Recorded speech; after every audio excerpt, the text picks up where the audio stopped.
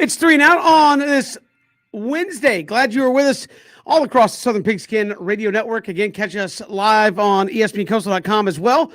We are live streaming on Facebook, Twitter, YouTube. You can catch us here on the show on this Wednesday. So plenty to get to on the show. We'll hear from home team Brandon Leak. The Falcons have made a couple of signings. The Hawks, believe it or not, are fourth in the East, and they've got a showdown with Sacramento tonight, playing some good basketball here as of late. So he'll join us coming up in hour number 2. Also, Dr. Stephen A. Thacker, Doctor of Pediatric Infectious Disease with Memorial Health in Savannah, going to join us. We'll talk about the latest with vaccines and how they may help sports and high school, college athletics get back to normal as well. So he will join us coming up in the final hour of the program, as well as Brooks Austin. Dogs Daily on SI.com will join us as certainly if you're a dog fan by now, you've heard the breaking news.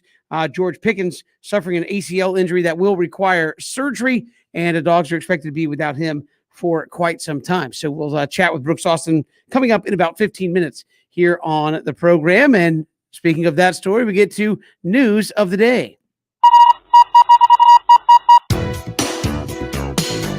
Apparently this is our news of the day, Ben.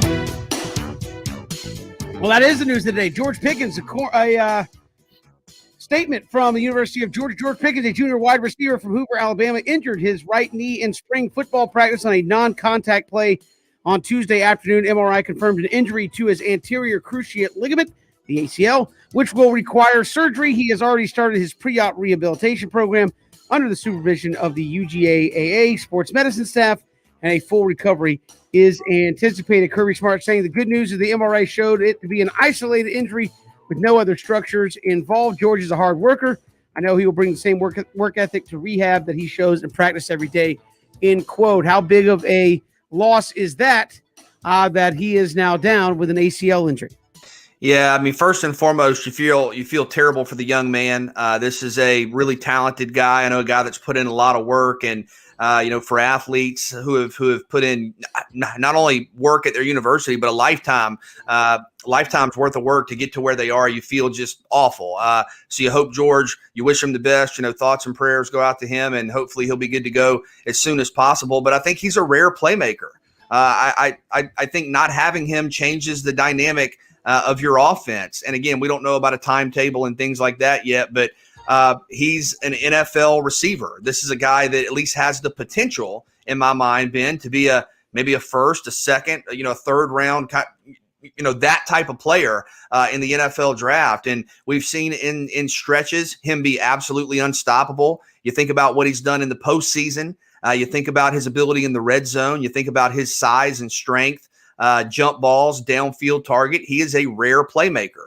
Now, Georgia has really good depth at wide receiver. When you think about Jermaine Burton and Kearis Jackson and Dominic Blaylock and Demetrius Robertson and, some of the young guys they have on the roster, you have guys that have played a lot of football, that have caught a lot of passes, that have been very, very productive. But and I think you believe in those guys, you trust in those guys, you're excited about those guys. But George Pickens is one of the most talented wide receivers in college football. And for him to be out for a substantial amount of time is significant. It is. Yeah, I feel bad for George Pickens as well. When you look at what this offense, what this team was looking to do as far as like this year, George Pickens was a guy that was going to be, kind of like the lead dog, so to speak, as far as like the number one guy. I know JT Daniels is a guy that's definitely want to push the ball down the field. George Pickens, when he came in as a freshman, BJ, I mean, you go back to the bowl game, he was a guy that just really showed what he was able to do. Then you look at last year, there were times where you just throw it up to him and he can go get it.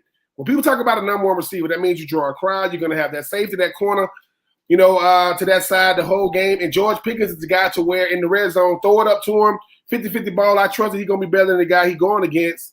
This is going to hurt because when you talk about what Georgia wants to do offensive, they're getting away from what they do. It was going to be the air raid 2021 style with JT Daniels and George Pickens leading the way. I know you talk about Jackson and Burton and Robinson. You talk about watching those guys.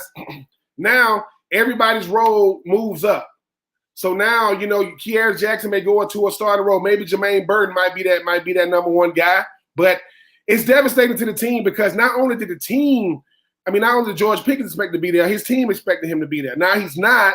Now everybody got to go, okay, that sense of urgency got to go up a little more. Now going from number 2 to number 1 is not as easy as people think. Going from number 3 to number 2 is not as easy.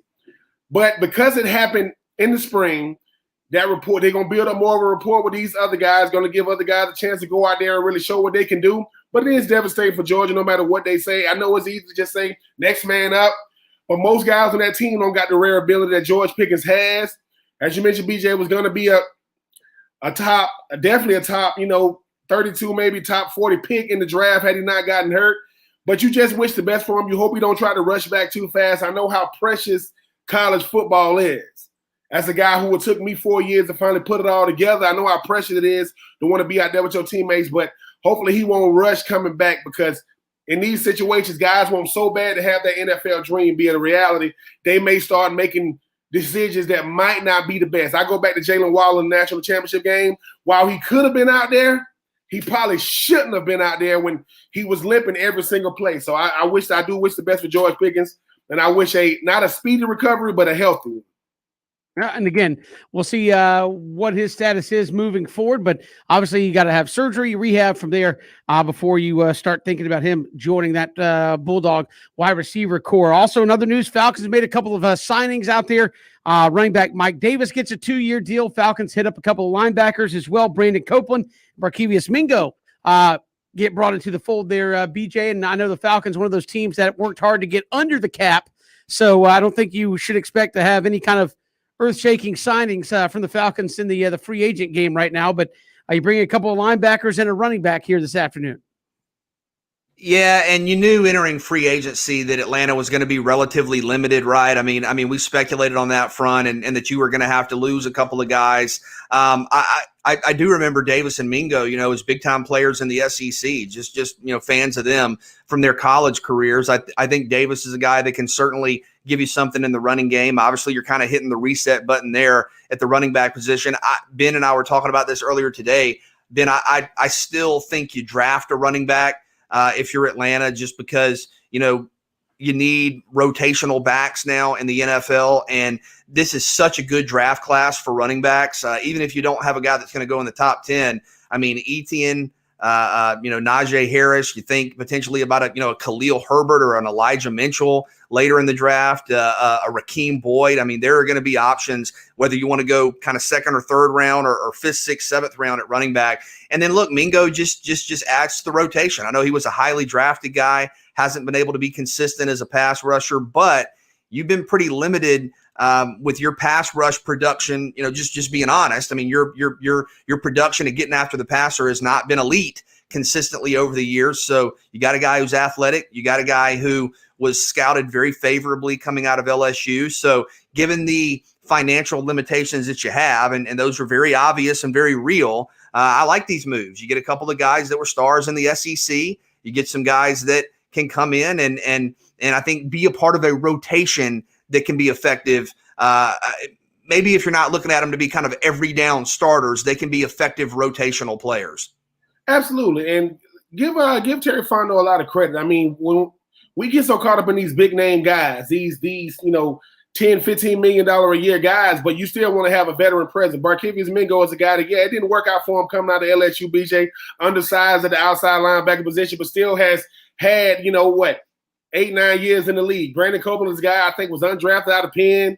Undrafted guys are always going to be guys you want to have on your team because they got to do everything the hard way. Mike Davis has been around the league a little while, so if he's going to be that backup and you're going to draft a running back, that running back is still going to have to know the ropes. Somebody's going to have to teach him how to be a starter day in and day out. So these guys provide veteran, veteran presence on the team that's still trying to find his way. These guys have been around. I think Barkevius Mingo's won a Super Bowl. So most guys on Atlanta know nothing about that. So you're talking about what does a Super Bowl winning team look like camaraderie-wise away from football?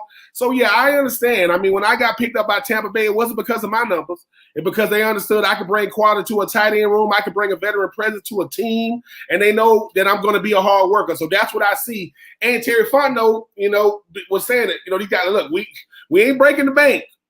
They get to live in Flowery Branch, get to go to some nice schools. I'm just. But then let me say this because I know I've seen a lot of Falcons fans, kind of respond on social media or whatever and say, "Oh man, this is kind of underwhelming." Well, you knew that you were not going to be able to sign, like you said, the 15 million, 20 million. I think the idea is these guys again can be rotational or complementary pieces to the players you get in the draft. This draft is going to be vitally important for Atlanta, and you're going to have options. Do you go quarterback? Do you trade down and maybe get more picks? And I've said this time and time again, and I know Cody and Christian, I know you guys, this is an incredibly deep draft. You're going to be able to get value, first round type players in the second and third rounds of this draft, and correspondingly second and third type graded players in the fourth and fifth round of this draft. So when you think about Barkevious Mingo or you think about Mike Davis, I don't know that I would necessarily kind of lock my mind into saying that's going to be the guy that by himself is getting 20 carries a game in Davis, or that's going to be the guy that's singularly responsible for being the other defensive end and coming off the edge in Mingo. They're going to be rotational pieces who tie in with the guys you get in the draft. No, I agree. And that's what you want. I mean, and I'm not comparing the two, but Shaq Barrett didn't do a whole lot when he was in Denver. Then he goes over to Tampa Bay, and you see what he was able to do when given the opportunity to be the lead guy. Barkevious Mingo, I don't know what he still I haven't seen. I mean, I remember when he got drafted. I mean, I haven't seen a lot about him. Brandon Copeland, I remember him being like a journeyman. But Mike Davis is a guy for whom if he is the starter on day one, BJ, I think Atlanta's in a good spot because he knows how to play position. Nobody's expecting any running back in Atlanta to rush for 1,500. Let's just be honest. You want to provide complimentary yards. If it's 3rd and 1, get the first down. If it's 1st and goal, get in the end zone, and that'll be fine because you haven't had consistent production at the running back position for Atlanta. We're talking about a defensive end. It's been a while since Atlanta had a consistent, rusher, a complimentary rusher to go with that offense. So if Mike Davis, even if you're going to have to tutor a Travis Etienne or a Najee Harris, Chuba Hubbard, whoever they get, I think you're going to have a guy like him to show these young guys how to go out there and be a pro. I had Aaron Kenny for me. And just because you get drafted don't mean you're a pro. That just means you're getting paid to play football now. We've got much more to get to here on the 3 and Out on this Wednesday. Certainly more on the Falcons. We'll chat about that with home team Brandon Leak coming up in hour number 2. But certainly if you're a Georgia fan, the biggest news, George Pickens' ACL injury will require surgery. We'll talk to Brooks Austin, Dogs Daily on SI.com when we come back. How big of an injury is that for Georgia, and where do they go moving forward as they're still very young into spring practice here in 2021? This is 3 and Out all across the Southern Pigskin Radio Network. You can hit us up on Twitter at Pigskin Radio, streaming live, ESPNCoastal.com.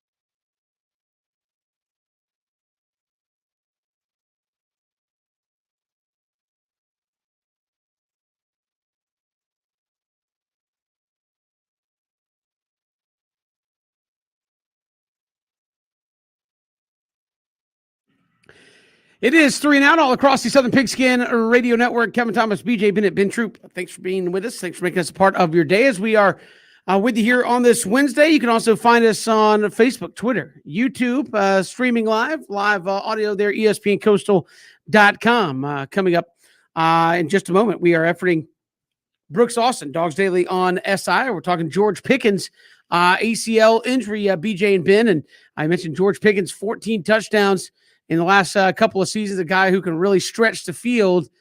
How badly do you think they're going to miss him in trying to replicate some of that downfield passing? Well, I think the Georgia wide receiver rotation is still really good, and you feel terrible for Pickens, and he was clearly the number one guy, and is still kind of the NFL prototype when you look at what he's done, what he can do. I think you have guys that are clearly going to be productive. I mean the depth is there, the talent is there. My question, Ben, is with Kevin's point, Pickens had 14 touchdowns the last 2 years. Is that something that guys can just work at to be better in the red zone or to be better kind of home run threats? Because that's where Pickens really stood out. Yes, he was, acrobatic and athletic and had the jump balls, but 14 touchdowns the last 2 years. Who's now going to be, Kevin, your go-to target in the red zone? We'll ask that question to our next guest from Dogs Daily on SI.com, Brooks Austin, as he joins us here on 3 and Out. Brooks, who is that next guy up? I think it's going to be a collective of guys. I was going through my notes today. I'm going to actually do a film study on it tonight. I think you've got to replace 4 things if you're Georgia with George Pickens out this year. About 80 to 100 targets. That's what I had him on pace to get this year, just in terms of balls being thrown his direction. So you've got to figure that out. You got to now disperse those targets accordingly. You've lost your number one deep threat, the guy that you take your shots with, the guy that you take your play action shots downfield with. He's now gone. And your quarterback safety blanket. Most importantly for me, when Daniels was in trouble, those 4 games that he started, it basically turned into I'm just going to throw it up to George Pickens kind of thing. That's now gone. So you've got to replace that as well. And just in terms of knowing what the defense was going to do to you, a lot of teams ran bracket coverage last year against Georgia because they were scared of George Pickens. That's now gone. So you're not really going to be able to predict what the defense is going to do to you on a down in and down out basis. So it's not just a matter of, Georgia has lost their number one wide receiver. That's true. But now you've got to figure out how to answer all these questions about what you're going to be doing offensively that's now been gone. That's not going to be gone with Pickens out. I was going to say, Brooks, I know it's obviously extremely early, but do we know anything about a potential timetable or kind of what sort of a rehab situation we're looking at with George? I mean, from what I've heard, the ACL is torn, but from what I've heard, there was no other structural damage. So nowadays you're really looking at like an 8 to 9 month recovery, depending upon the athlete. Now, Adrian Peterson kind of reset the market for this, but Ben will tell you as well as I can, there are a lot of guys that you'll just see that recover from knee injuries a lot better than others. And most of it's because of the way they're built structurally around that knee. Okay, so if you've got really, really big quads, really big hamstrings, maybe there's not as much pressure on that knee ligament that you've recently torn or had repaired. It's why Dominic Blaylock got back on the field so fast. It was just a freak injury that he ended up getting hurt again. If you see Dom, his thighs and his quads and his hamstrings are some of the biggest muscle groups on his body, whereas a player like George is a lot more slender throughout his frame. So a timetable for recovery is not something that I would be addressing right now anyways, because at best, you might be able to get him onto the field in December or in January. Yeah, that's fine, but George has got so many more other questions and so many other things pressing before they even get to an option of whether or not George is going to be on the field. Brooks, because a guy like George Pickens is going to dictate so much, not just, what the defense wants to do. Does this create more balance for Jeff Monken offense to where people are saying, you got a stable of running backs, your deepest group might be receiver, but when your alpha dog is gone, I think it's going to make you more balanced as an offense. Yeah, I felt like sometimes at points during games last year, you almost felt Todd Monken and that offense force-feeding George. Even when they were in double coverage or even when teams were bracketing him, you could see plays where it was like, all right, we're just going to chop this play up to we're going to give George an opportunity to get a target. We're going to try to get George involved. Hell, against Auburn, they ran a jet sweep with George Pickens, something that you're never going to see with a wide receiver that's not known for his burst, not known for his acceleration. He's known for getting the ball in his hands and winning and winning 50-50. So I think sometimes it can make play calling a little bit less cluttered. Maybe makes the attack a little bit more balanced. But, I mean, I still think the ceiling of this football team is with a 4,000-yard passer in JT Daniels. If you're going to win a national title, it's still going to be because JT Daniels is a Heisman caliber type of football player. Yeah, would it be great to have a Derrick Henry-esque season from Zamir White? Yeah. Is it realistic? Probably not. Not with the offensive line that you got currently. That offensive line is not currently dictated to go out and say, all right, we're going to play 8 games in the SEC this year, where if we win, it's going to be because we rushed for 275 yards. If that's what you're banking on, you're going to be in trouble. So I don't know if it makes you more balanced, but on 3rd and 3, instead of running a slant to George Pickens, are they handing the ball off to Zamir White? Probably. Those decisions have probably now been made. And again, you just got started in spring practice, Brooks. How does this kind of change the install? Or is it if this was going to happen, better to happen now than say the end of practice and or August? I mean, yeah, right. You got more time to prepare now, right? If Jamie Newman had opted out last season, I think, in the beginning of spring practice, I think you're looking at a much more stable offense against Arkansas, and much more stable offense against Auburn, Tennessee, and leading up into Alabama, and much more confident Stetson Bennett. So, yeah, you've got much more time to prepare, and you've got much more time to get young guys reps that need to have it. This makes spring practice much more vital for Justin Robinson. Unfortunately for Georgia, Marcus Rosemy-Jacksaint is not back yet. So he's not going to get the advantages of the number 1 target share not being at practice this spring, but he'll feel the full effects of it this fall. So you'll get to see what he's got come August and early September. But, man, it's a crushing blow, but at least it's at a position group that you're deep at. This is not the end of the world if you're a Georgia fan. It is a major crush and a major blow, but, you'll survive based off what you have depth-wise at that wide receiver group. Granted, none of them are George Pickens. Brooks, last season in the Mississippi State game, Jermaine Burton was just incredible. Is he somebody that has the potential to be a number 1 receiver in this offense?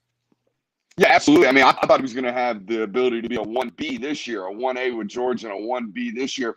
And this kind of makes Jermaine Burton requires him to do those things this year. I think if you're going to be a number 1 wide receiver in the SEC, if you're going to dominate, if you're going to get a lion's share of the targets, you've got to have the ability to do one thing, and that's win both on the outside and win both on the inside. And while doing that, be able to stress a defense vertically and be able to make a corner worry about you running quick slants on them to death because you can get open early on in the route tree as well. Jermaine Burton does all those things. If you remember back in that Mississippi State game, he won in a variety of ways. He won with a slant and a yards after the catch type of environment, and he also took advantage of the defense over the top as well, winning his one-on-one. So that's why if there's one guy I would lean on as someone goes running through the studio there, I would lean more towards Jermaine Burton. Yeah, like you said, being that number 1. He has all the abilities in the world to do it.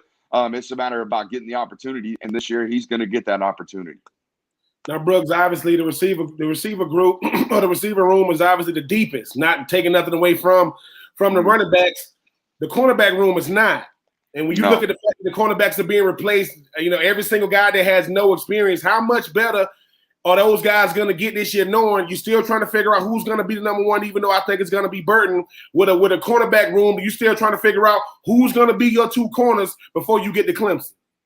Yeah, I think the thing that's going to help them out the most, Ben, is their ability to rush the passer next year. I think you're going to see Georgia maybe play a little bit less of a defensive back-oriented defense. Over the last couple of years, they've kind of relied on having great corners and having great safeties and allowing them the freedom to do whatever it is they want while providing just kind of a push rush, a mush rush, as we call it in the scouting world, from that defensive line, just kind of trying to push the pocket. Whereas now, I think you're going to see Georgia start to get upfield a little bit more, allowing guys like Jalen Carter, Trayvon Walker, Jordan Davis, Devontae Wyatt, the list goes on, Warren Brinson, Adam Anderson, allowing Nolan Smith, allowing these guys to actually get upfield and get after the quarterback. And the other thing I think you're going to see is when Kirby Smart first got to Georgia in 16 and 17, they ran a traditional 3-4 defense.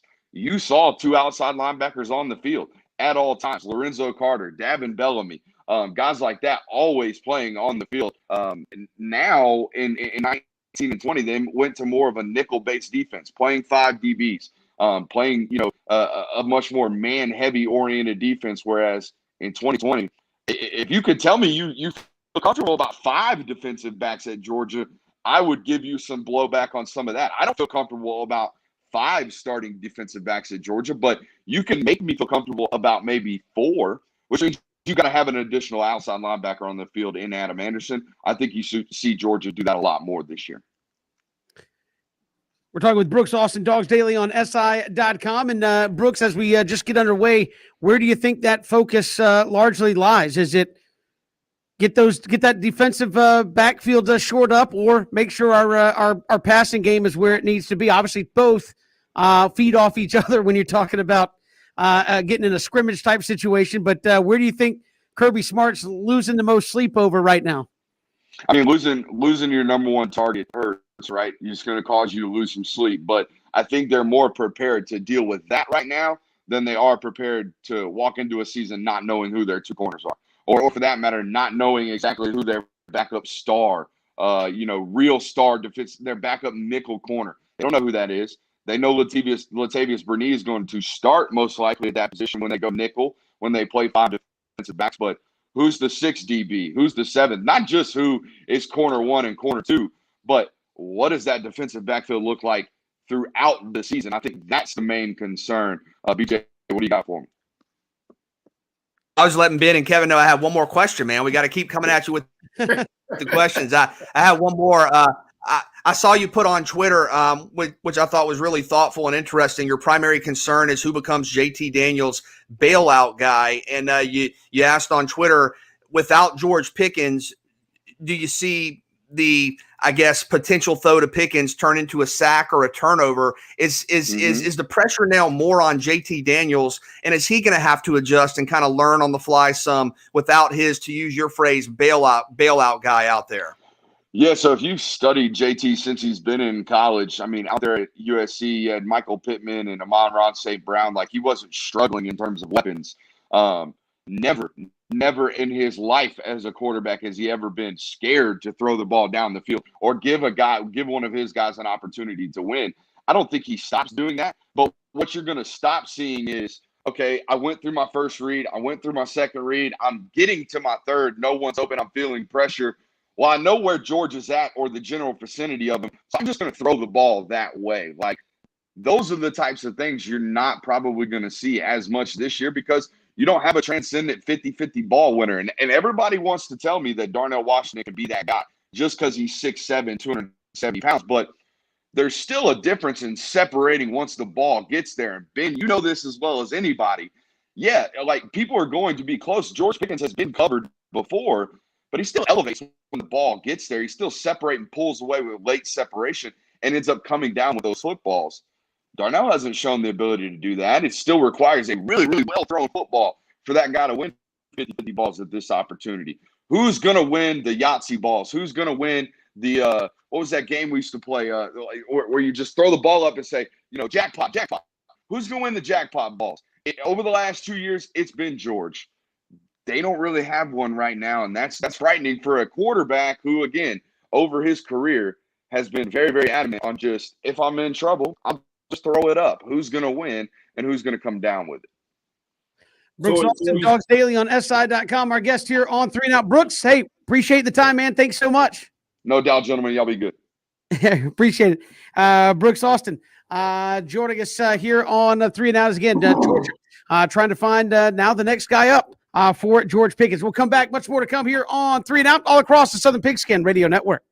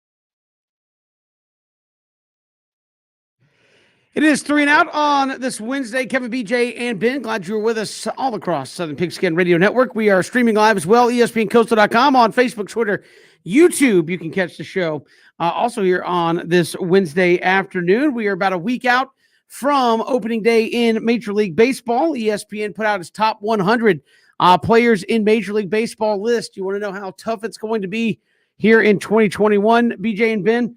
5 of the top 10 players in Major League Baseball, according to MLB or ESPN's MLB writers, 5 of the top 10 are from the NL East. I mean, that says all you need to know right there about how tough day in, day out could be trying to win that division.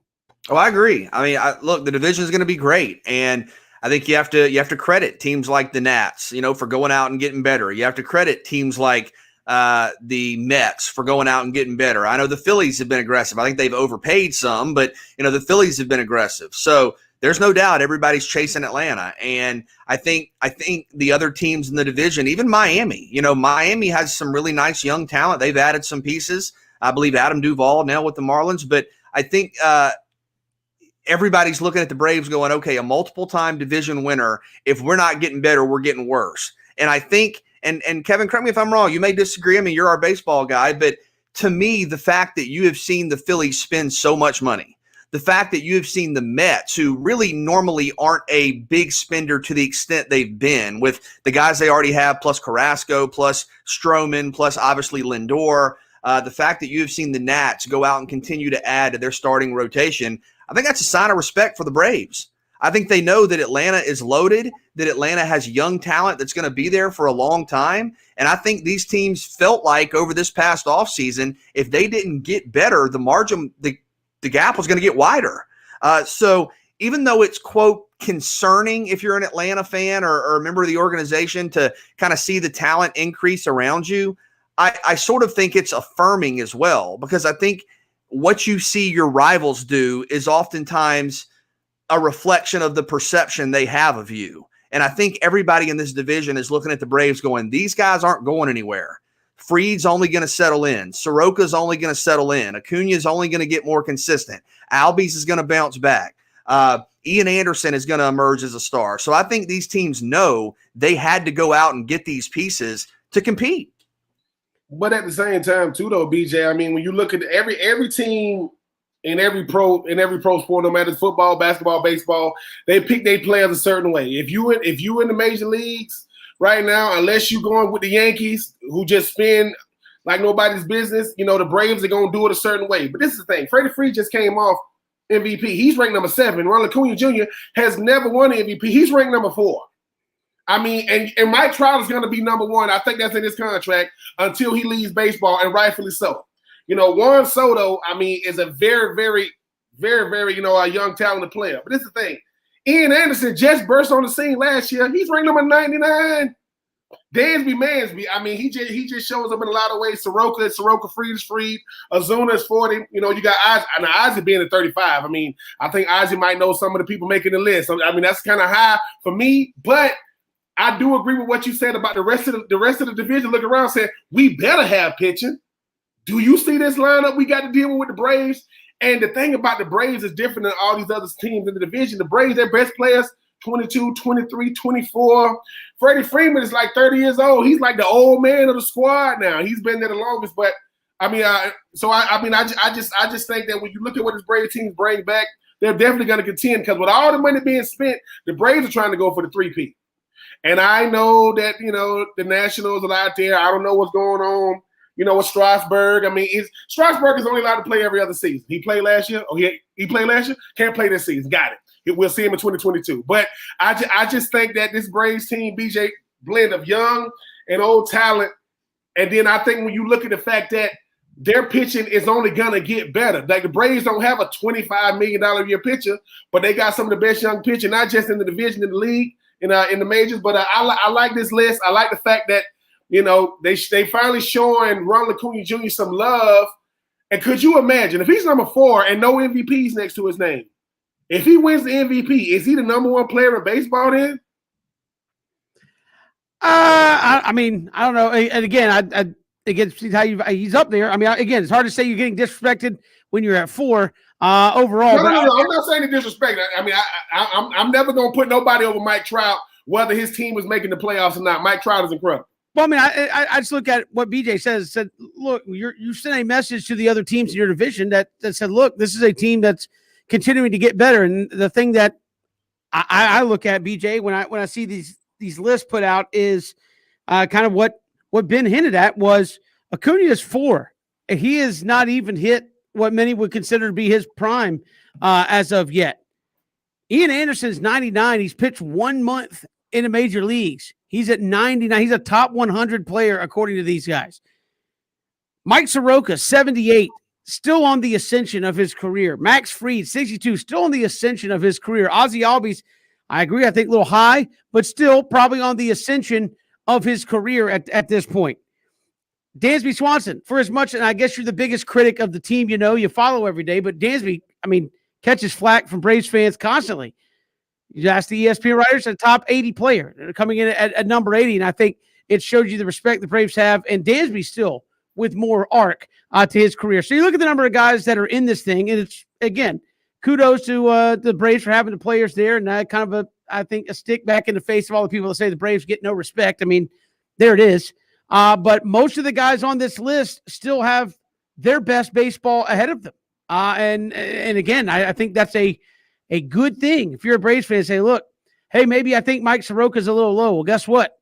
The elevator's still going. It's not reached the top stairs yet. I mean, so this is a Braves team that is very good and still has a lot of room to improve and continue to get better. And again, I think if you're the Nationals, the Mets, the Phillies, rightfully so, you need to go out and spend money to try and compete, or you're going to have to do it the Marlins way, which is we better scout like the Braves have scouted. We better be able to evaluate the way the Braves scouts have evaluated and pull off some deals like Alex Anthopoulos has been able to do in order to make this thing work.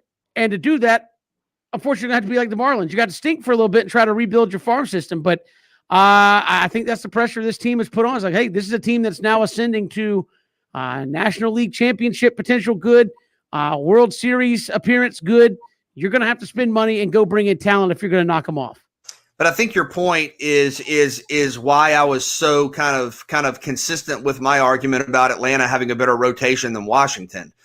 When you look at the career arc of an individual or the makeup of a team, there's going to be an ebb and flow with age, right? Like, I mean, it's just the way it goes. And if the Braves, this current core of baby Braves stays together for, another 7-8 years, well, you're going to have a situation with Atlanta where you have a lot of your team made up of 32, 33, 34-year-old guys, and it's going to be the same thing. But as much as I have tremendous respect for what the Washington rotation has done, including win a World Series, which the Braves haven't done, if you're talking about 2021 and you have a collection of guys that are 35 and older or 33, 34 and older, and guys that have had consistent injury problems like Strasburg, or even if you go over to the Mets, consistent injury problems like with Syndergaard and like with Stroman, the Braves have, and I know you can point to Soroka's one kind of fluke, but the Braves have extremely young, extremely good, for the most part, very healthy starting pitchers. And that is the most valuable commodity in baseball, and it's not even close. Like, it's not even close. So I would 10 times out of 10 on paper, again, you never know what's going to happen, but on paper, take Atlanta's starting rotation over Washington's because of the words you kept mentioning, Kevin, and that's ascension. Atlanta's, in theory, and this just goes to show what the baseball insiders, the respect they have for Atlanta's youth. Ian Anderson has pitched 6 weeks of Major League Baseball, and experts think he's a top 100 player in the game. I mean, that's astonishing, but it's also well-deserved. And we'll have to see with Soroka. I agree, him not being there at the beginning of the year is significant. But all things being equal, when you talk about Soroka, Fried, Morton, who we're not even mentioning, Anderson, and then Drew Smyly or Bryce Wilson, to me, that's as good of a rotation in baseball as there is outside of LA. Outside of LA, I mean, what the Dodgers are playing video games. Okay, everybody else is playing baseball. The Dodgers are playing video games. But given the youth of these guys and what the immediate, I'm not even saying long-term, Kevin, but what the immediate projections are, I just don't see how you could be better positioned in the starting rotation than Atlanta is. And again, a lot of respect there for their young talent. Then the opening day will come a week from tomorrow against the Phillies. We'll have that for you. Opening day a week from tomorrow as the season gets underway in earnest. We've got more to come here on 3 and Out all across the Southern Pigskin Radio Network. We are streaming live, ESPNCoastal.com. Hit us up on Twitter at Pigskin Radio.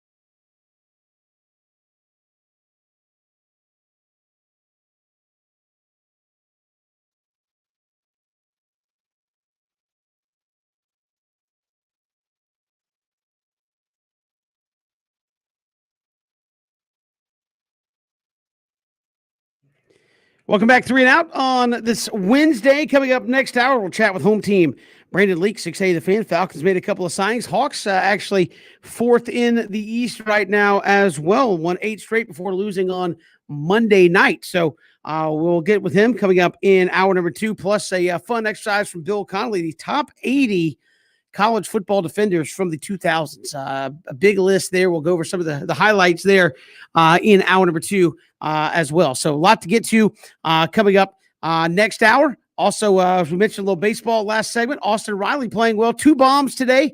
Hit one over the batter's eye down in spring training. So things starting to round into shape as we are a week out from opening day, Braves and Phillies next Thursday.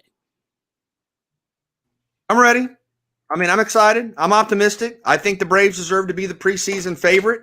I think that it's hard to identify a weakness, Kevin, especially, and this goes back to what we've heard from guests, but also just looking at some of the results, especially when you see what we've seen from Will Smith. I mean, Will Smith is apparently striking out cats like he's Billy Wagner 2.0 here. So if you get the Will Smith that you thought you signed a year ago at the back end of the bullpen, I don't know what the questions are about this team. Well, I mean, this is a team that's going to have to prove that it's going to be able to win a big one. And again, to do that, you're going to have to beat the Dodgers, and that's easier said than done. And if I'm the Braves, you need some guys to stay healthy over the course of the entirety of the season as well. We'll take 3 right around the corner. Also, home team Brandon Leak next hour, and we'll talk a little college football as well in the latter half of hour number 2. It's 3 and Out all across the Southern Pigskin Radio Network. We're streaming live, ESPNCoastal.com. Hit us up on Twitter at Pigskin Radio.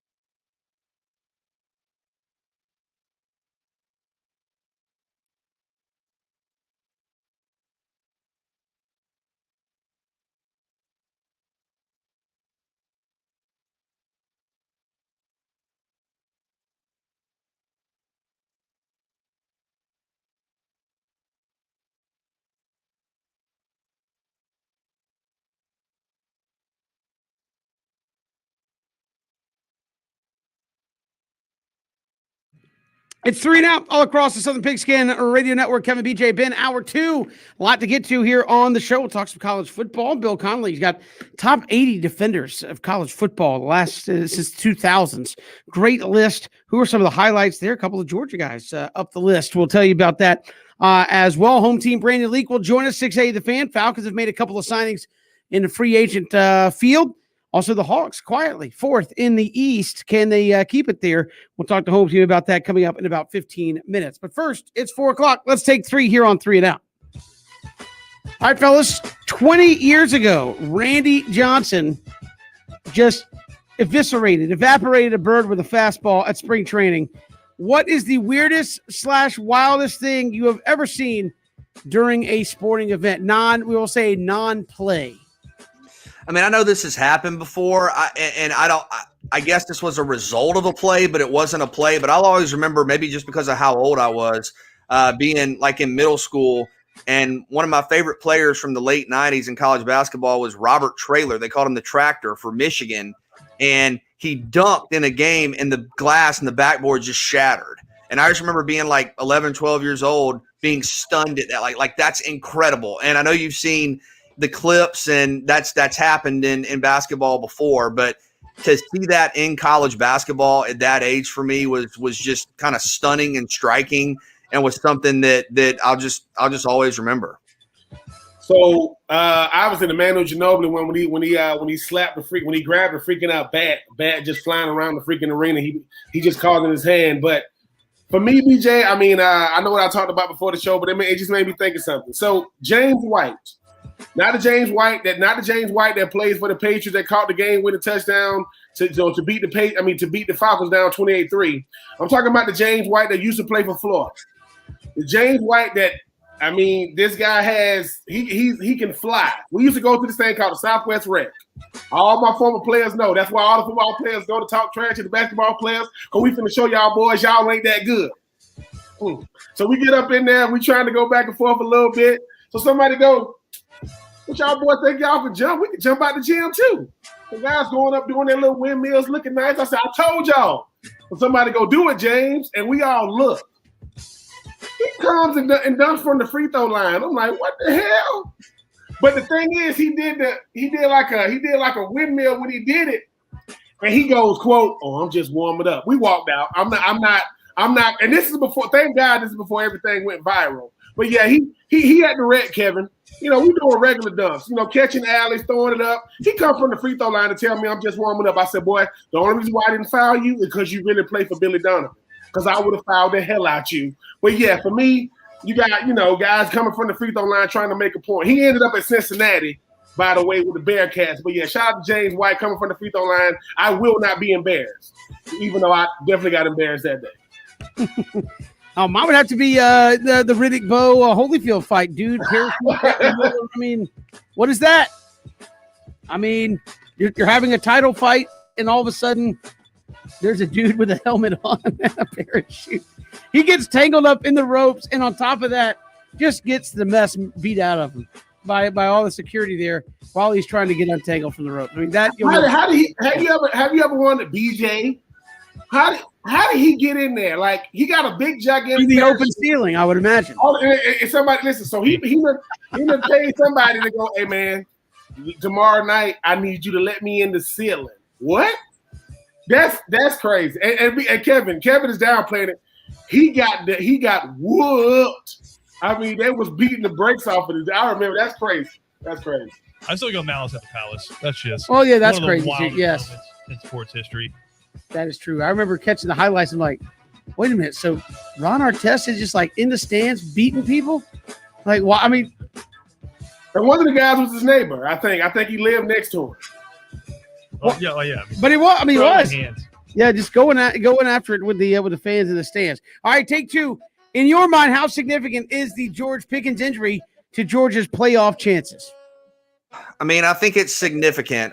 So I will say quite significant. I mean, if we're looking for kind of a direct description, and I think it's for a couple of reasons. You know, one, he's a very talented player. I mean, one of the best receivers in college football, and I think a guy that was poised for a banner year. But I also think when you have kind of the very difficult margin that Georgia has, when you lose a player, especially a player of consequence, it's especially dramatic because Georgia, if they're going to make the playoff, and if one of you guys disagrees, jump in. But I think if Georgia's going to make the playoff, they're going to have to go perfect against the opponents they're clearly better than. So no slip-ups against like South Carolina or Georgia Tech or something like that. And they're going to have to beat 2 out of 3 of Alabama, Clemson, and Florida. That is a heck of an ask. I mean, that is wow. I mean, that is serious. That's what you're going to have to do to get into the playoff. And I think given that that's kind of the reality, the pathway in front of you, an injury to an incredible player hurts even more because of what you have to do to get to where you want to go. So, I wish George the best. I hate it for him. I feel sick over his injury, but I think when you look and kind of talk about Georgia's path to the college football playoff, the journey is going to be so steep that not having a player like Pickens really hurts. Yeah, I think it's very significant. A lot of what what Brooks also said, when you look at the fact that there's I don't know how people, you can't talk about enough by having like a rapport with a number one receiver and the QB. I mean, I'm gonna go back to when people gonna talk about Joe Burrow and those guys and what he had with Marshall and Jeffrey, but Ja'Marr Chase, everybody benefited because of him. Because if indeed I'm going to number one, you talk about last year what Devonta Smith meant to that Alabama offense. Yes, you got Waddle, yes, you got Mitchell, but when you got a number one guy, then I can just go to him. So you talk about a guy like George Pickens. I mean, if in that, I'm going to my number one guy. Well, now you got to find who that number one guy is to build that type of rapport. Trust between the number one receiver and the quarterback is essential to any great offense. You go back to any great offense, they had a receiver and quarterback connection that nobody could stop, Groves and Collins. So for me, it's going to be significant because if you got a number one guy, everybody on the team knows. Every receiver know it, tight end know it, running back know it, defensive know it, player know it. And when he goes out, you got to get past the devastation of when he's coming back, if he's coming back, who's going to be that guy? Because to have a quarterback look out there and say, I just trust my guy against your guy, even with the safety over the top, I'm going to George. So it is going to be significant. I mean, because whenever people start saying it's not that bad, yeah, it is. Like whenever you start saying things out loud, it's usually the opposite. Hey, man, how bad is it? It's not that bad. It's probably bad as hell. Yes, it is. Because if it's not that bad, you don't even mention it. Think about that. Anytime somebody say, hey, man, how does it look? Does it look bad? It look real bad. So I know Georgia's going to be able to replace what he does, but not in the manner that he does it. So, yeah, I think it's going to be significant, yeah. I would say it's not that bad. You got all the spring, all the fall to find a replacement to do it. And again, if you're looking at this as just a nail in the coffin to the season, I mean, who has Kirby Smart been recruiting for the last 3 years, right? I mean, you have one of the top recruiting classes in America the last 3 or 4 years there at Georgia. It's the next guy up. Now, granted, that's unproven, but you, again, have all of spring and fall to build that rapport with your quarterback and figure out who's that go-to guy. Yeah. We just don't know who that's going to be. And again, I'm not saying he plays like Georgia, but again, that guy's going to be found. I mean, that's the beauty of sports. One guy goes down, somebody gets the chance to step up. And Georgia should have plenty. If Ja'Marr Chase doesn't opt out for LSU, I bet you no other player opts out. I bet you every last player opted out stays. If he stays, the rest of the team. I'm just saying that's different than a guy getting injured. I mean, yeah, but what I'm saying is, Kevin, I go back to when we had Taylor Jacobs and he got hurt in the infamous I catch a game with a touchdown pass against Georgia. If we do not have a ghost screen. It is going to get ugly. I'm not saying they're not going to be a good offense. I'm not saying that. But just because you can replace somebody's production, it's something about having that one-on-one guy. I mean, every team has a go-to guy that you know the ball is going to him and you can't stop it. To the point they throw it to number one. So I just think it's going to be significant from a mindset and a play calling aspect of it. Because when I got a guy that's just better than your safety in your corner, I can just throw it to him. That's not even a game plan. That's just a Pickens, go get us one. Got you, coach. That's what I'm saying. Because Pickens scares you to death, man. I mean, I don't. Let me tell you something. Yes, I root for my boys, but I'm always rooting for these players, man. I know what it's like to have a significant injury, and you don't know what your future is going to look like. So I'm wishing for a healthy recovery for George Pickens. I'm serious, man, because you know how it is, Kevin. I stay off of Twitter when stuff like this happen because we are vicious. I mean, the fans are, good Lord. He's 19 years old, people. Goodness. All right, take three. The Braves have optioned Kyle Wright down to the alternate site. They haven't announced it officially, but that would seem to clear the way for Bryce Wilson to be the fifth starter in the rotation. How excited are you to see the Kentucky waterfall, that Mississippi mudflap, the mullet, come back into play? I know Ian Anderson had started rocking some of that kind of lettuce. How excited are you to see that coming back in the Braves rotation? Oh, shout out to mullets, man. Look, if he's rocking it, that's good news. I was watching, who was it, Baylor over the weekend, and Baylor has like a wing player that has a mullet and a mustache. I mean, that's the ultimate combo. So I don't know if one of the Braves guys do that. But I think quietly, man, I could be working on a mullet because I haven't had like a real haircut in 14 months. God. Listen, I do the Kevin. Remember, Kevin, how long ago was it when you cut your hair like live on the show? You remember when you did that? That was before sports came back. Okay, yeah. So you cut your hair live on the show. Well, when I cut my hair, I just do the top kind of because I can't like see or reach or like effectively do the back. Don't let that stop you. Well, so what I'm saying is I may just by proxy be growing a mullet. Of course, I'm happy to see the mullet because I like BJ. I mean, BJ and Kevin. I like to see the personality. I mean, the thing about pictures is, for however many hours it is, you're going to see the pictures up close and personal. And if you're giving them something to talk about, not just what you do, I think it's great. If BJ Bennett, who, Charlie Culberson and Dansby Swanson is BJ Bennett's favorite Braves of all time. Let's just put that out there. But BJ, I want to see the mullet grown out. Like, don't flirt with, I'm gonna do it. Everybody's gonna do something. Kevin's gonna give me $1,000. Well, Kevin said he's gonna give me $2,000, but that's off the show. I want to see you grow out the mullet, and I want to see, potentially Cody give us that long. What's the? I keep going back to the picture from the Giants that had the long beard, Kevin. Now Smith. You talking about Brian Wilson? Brian Wilson. Yeah, Brian Wilson. I was thinking Brian Smith. I'm like, that's not right. So Cody give us the Brian Wilson, and Kevin. BJ, you give us the Bryce Wilson. How long you think it's gonna take you? It's already crawling. It's already crawling down my neck to like a point of uncomfortability. So I don't know when you officially pass the threshold into having a mullet. I don't know what the line of demarcation is. Kevin, do you know? I think it's different for everybody. I think you got to have, if it doesn't quite come down to your shoulders, you got to have a little stuff blowing in the breeze back there to create a little drag. Hold on, BJ. So BJ, with you growing out the mullet, so you consider Bryce Wilson an adult? Because that's how am I an adult? So he's an adult because you're growing out a mullet. Hey man, look. Speaking of adult, look, man. I was talking with my son about this yesterday because he hasn't had a haircut in a while either. Like he and I could both have mullets. No. The father-son mullet. Okay, this thing. If you get the mullet, do you dye your hair blonde to make it the Tiger King mullet? Well, yeah. Unlike y'all, I've never seen any of the Tiger King stuff. Doesn't matter.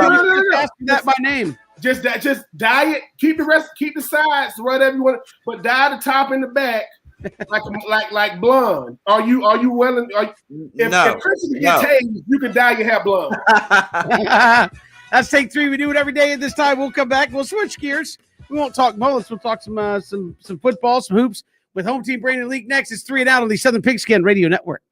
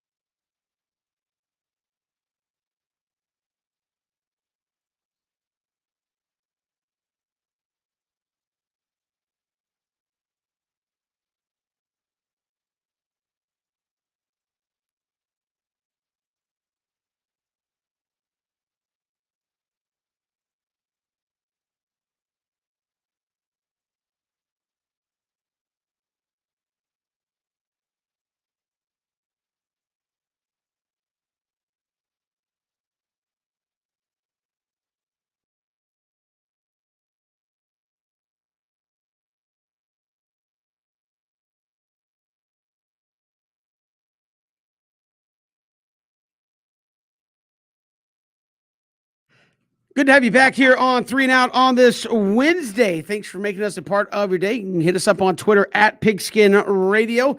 Lots of things in the news around the state of Georgia. You got the Hawks playing tonight. We'll get to that in a minute. But the Falcons making some moves here in the free agency game. And joining us here to talk about that and more from 680 The Fan, co-host of Home Team and Hamilton Home Team, Brandon Leak joins us here on the show. Home Team, welcome. How are you? Gentlemen, how you guys doing? Thanks for having me. Hey, we're doing fantastic. The Falcons announced a couple of free agent signings. Mike Davis, running back, gets a 2-year deal. A couple of linebackers. Is that the kind of deals Falcons fans should expect from a team that did all they could do to get under the cap? Yeah, I think that's the best bang for your buck you're going to get. It's clear they're going to need to address the run game so Matt Ryan doesn't have to take as many drop backs and as many hits as he's been taking over the past years. And Mike Davis did a pretty good job of filling in for Christian McCaffrey last year. This is a guy who showed that he could run the ball in between the tackles. If you hit him, he didn't go down immediately, and he can get the ball out of the backfield. So based on the fact that the Falcons have very little money and very little negotiating room with players they'd like to get in free agency, I think this was a solid pickup so they could just get that piece and move forward. Yeah, Home Team, I wanted to ask you this about Davis. I know he's a guy that has a history of being productive as a runner, but he had, trying to make sure I have this right, he had 59 receptions last year, which is pretty notable. I mean, could he be an asset in the passing game? Yeah, without question. And we're all kind of eager to see how Arthur Smith is going to run his scheme. And the fact that, maybe, I don't think that Mike Davis is going to be the only guy toting the pig for the Falcons. But if you have a situation where he is the feature back and he can be a guy you can rely on in the pass blocking game, you can have a guy on the field where maybe you could disguise some things. You don't have to bring new personnel in to throw the football to the running back. And again, his ability to be productive after the first guy meets him certainly can help out the screen game or in the straight out passing game if you want to use him as a vertical weapon. And Brandon, when you look at a guy like Copeland, who's been a journeyman, who definitely understands how to go out there and help, whatever side of the ball. I mean, being on the defensive side of the ball, and then Barkevious Mingo, a guy who hasn't lived up to the bill and been a number one, first round draft pick. And you talk about Davis. Sometimes guys are brought in, to really show these guys how to go out there and become a winner. I think Mingo is a Super Bowl champion on a team that definitely has talent, but I think still, need to be shown the way of how to go out there and win consistently week in and week out. Yeah, I think, veteran leadership and people who don't have to just be told everything what to do certainly going to be things that the Falcons want to look at and rely on. And they're going to have some guys, clearly because of their cap situation, where they're going to be relying on some of the draft picks to come out and make some moves. You saw what Carolina was able to do. They went all defense in their first year with their head coach, and then they were able to get some pretty good players out of it. But having people around who know what to do and can be productive. The Falcons have just not been productive in a long time and haven't been consistent. And, sure, they'd like to make the playoffs. They don't make the playoffs. Now, you're talking 4 years since they've been in a postseason game, and you have to really start wondering what in the world is going on around there. And Home Team, you mentioned obviously the limited cap space. How crucial is the draft? Are you talking about having to hit a home run here with the draft to really help your team out? And you keep seeing these mock drafts. Are you sold on the Falcons going quarterback at number 4 if essentially they get the 4th pick of quarterback if 3 quarterbacks go ahead of them? I'm not. I think it's going so many different directions, and I just thought that quarterback would be a no-brainer. But the more you look at the cap situation, the fact that they immediately addressed Matt Ryan's contract, it feels like they are settled. Arthur Smith, new coach, and Terry Fontenot, the new GM, in having Matt Ryan be the trigger man for the next couple of years. And then you get into, well, if you like a guy and you want him and he's right there, you lost a bunch of games and got the 4th pick, do you pick a guy and let him sit for a couple of years, or do you build up a team that's good for a couple of drafts, wait until the water seed with you not being able to sign free agents, and then address your quarterback situation with a much better team? Perhaps maybe down the road, the Falcons could be more attractive for a veteran quarterback or if they have to pick later in the draft, a quarterback that's around a better team. So, no, I'm not sold that they will definitely take a quarterback at 4. Home team switching gears. The Atlanta Hawks have been one of the hottest teams in the NBA the last couple of weeks. What have you seen that's kind of keyed their success? Well, one, they've been wanting to play defense a little bit better. 2, they've been making shots. Danilo Gallinari has come alive. Nobody thought Tony Snell would be making nearly 60% of his three-point shot. And Bogdan Bogdanovic, now that he's come back from injury and now has started to get things going. So the combination of just better effort on the defensive side of the ball, making shots, and, putting some things together have really put the Hawks in a good place where they were able to salvage the season. I don't want to really take away from them, but the truth is they changed coaches at the soft part of a schedule, and they really haven't seen any superstars since they saw Denver. The last set of superstars they saw were Paul George and Kawhi Leonard the other night, and that happened to be the game where they lost for the first time, snapping their 8-game win streak. So it's been a combination of a lot of things, but better coaching, better effort on defense, and shot making are clearly the difference makers for the Hawks right now. And home team, Nate McMillan obviously is getting the best out of those guys, as you just mentioned. Having that want to. What was he able to see that maybe Coach Lloyd Pierce just couldn't get out of those guys? Well, I think effort. And, you can go round and round about whether or not guys are supposed to give effort. They're professionals. They get paid to play. They're playing in a craft where they love to play. Or if coaching does make the difference. The shot making to me is just a matter of guys making shots. Nick Millen's not saying, "Hey, Tony Snell, go out and shoot 57% from 3. Boom, got it. Hey, Danilo Gallinari, here's 29 points. We need that. Go ahead and get us 29." So some of it is execution, but I think, morale and button pushing, some of his rotations have been better. The way he's been resting Trae Young and leaving him with some gas in the tank at the end. It's a combination, and sometimes it's just timing and fit when you talk about coaching. And I think ultimately the players like playing for Coach Nate McMillan, and that has made the biggest of difference when you look at what's happened in, pretty much the last 2 months. Fourth in the East, their home team. Is this a team that, if they get to the postseason, seems like they're in a good spot, can do a little something? And by do a little something, obviously win a series and move on. I'm not talking about competing at this point, but is this a team that, if they get there, can actually make a little something happen? That's a very interesting question. Based on what we've seen when they played their best, yeah, it looks like they can give anybody a handful and some fits if they get to the postseason playing at that level. The question will be, trade deadline is tomorrow. Are there pieces that Travis Schlenk would like to add? Is some of this the best that the Hawks have been able to do against some bad teams? And then it also comes down to matchups in the postseason. Right now, they're the 4th seed, so if they end up meeting with the Miami Heat in the first round and they're fully armed, we'll see what that means. But they're playing a team like the Knicks or they're playing a team like the Hornets, that kind of changes some things. So I think where they finish up makes a difference. But there's no question that this team should be no less than an 8 seed, and they should be shooting for one of those 5 to 6 ranges so they don't have to play in the play-in tournament. Well, finally, you mentioned it here up against the deadline. Do you think the Hawks are in a position or want to make a move?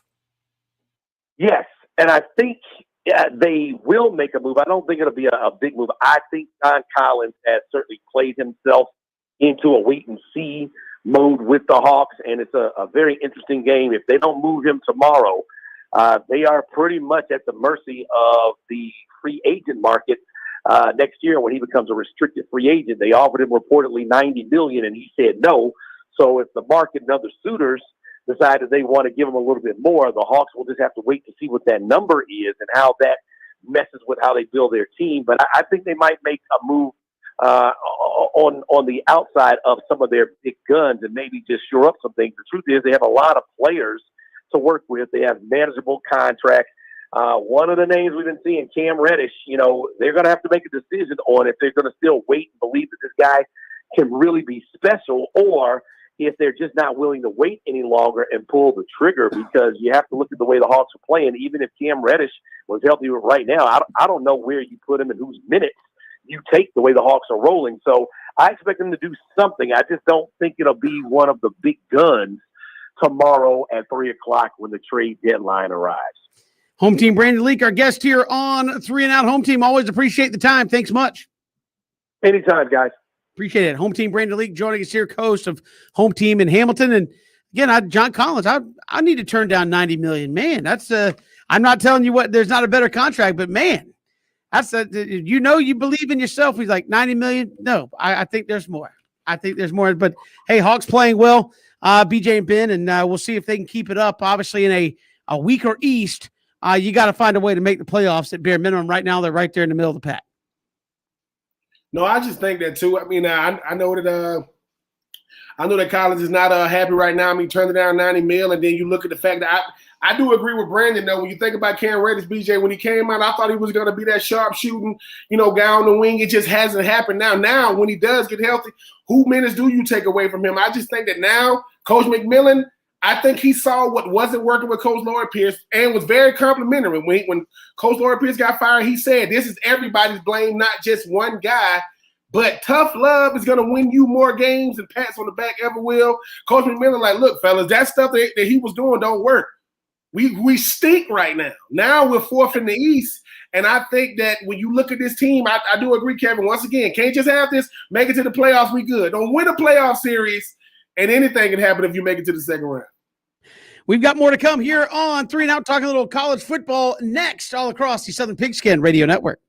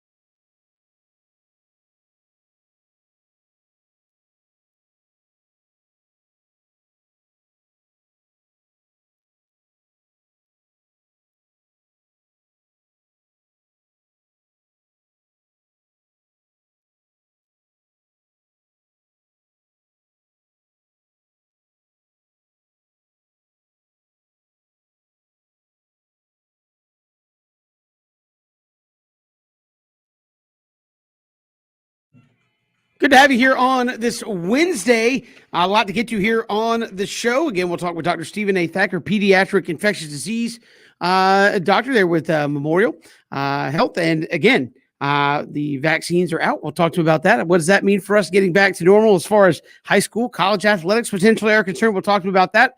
Also in the final hour, our final four of our running back bracket is getting serious. We've got the fan voting up, ESPN Coastal on Twitter. We'll let you know our votes as well and see who's moving on to that famed final two spot in our running back bracket. So we'll get to that final hour of the show. But speaking of college football, Bill Connelly underwent one of those exercises that is always a lot of fun. Top 80 defenders of the 2000s. So since 2000 to now, top 80 defenders in college football. And you look at the top 10, 12, 13, I mean, these are all guys who are elite all-timers. You got Ndamukong Suh, number one on his list. BJ, a guy that, again, dominated his time, was a finalist for the Heisman Trophy as a defensive lineman. I think that says all you need to know. Ed Reed, Terrell Suggs, Khalil Mack, Aaron Donald in his top five. David Pollock coming in at number 6 on that list. So you're starting right there, some all-timers in college football right there in the top 6. But Ndamukong Suh, number 1. And all those guys are, of course, legends, and credit Bill for coming up with this. These lists are hard to compile, and people are always, including me, everybody's going to say, what about this guy? What about that guy? Go ahead. Let me just jump in there because I know you've done these a bunch in various capacities. I mean, to me, this is one of the harder ones to do, right? Unless you were going to do like the top offensive lineman list of the 2000s and you go by, how dudes are drafted and things. But you literally get down to like Ndamukong Suh, some of those guys that play interior defensive line.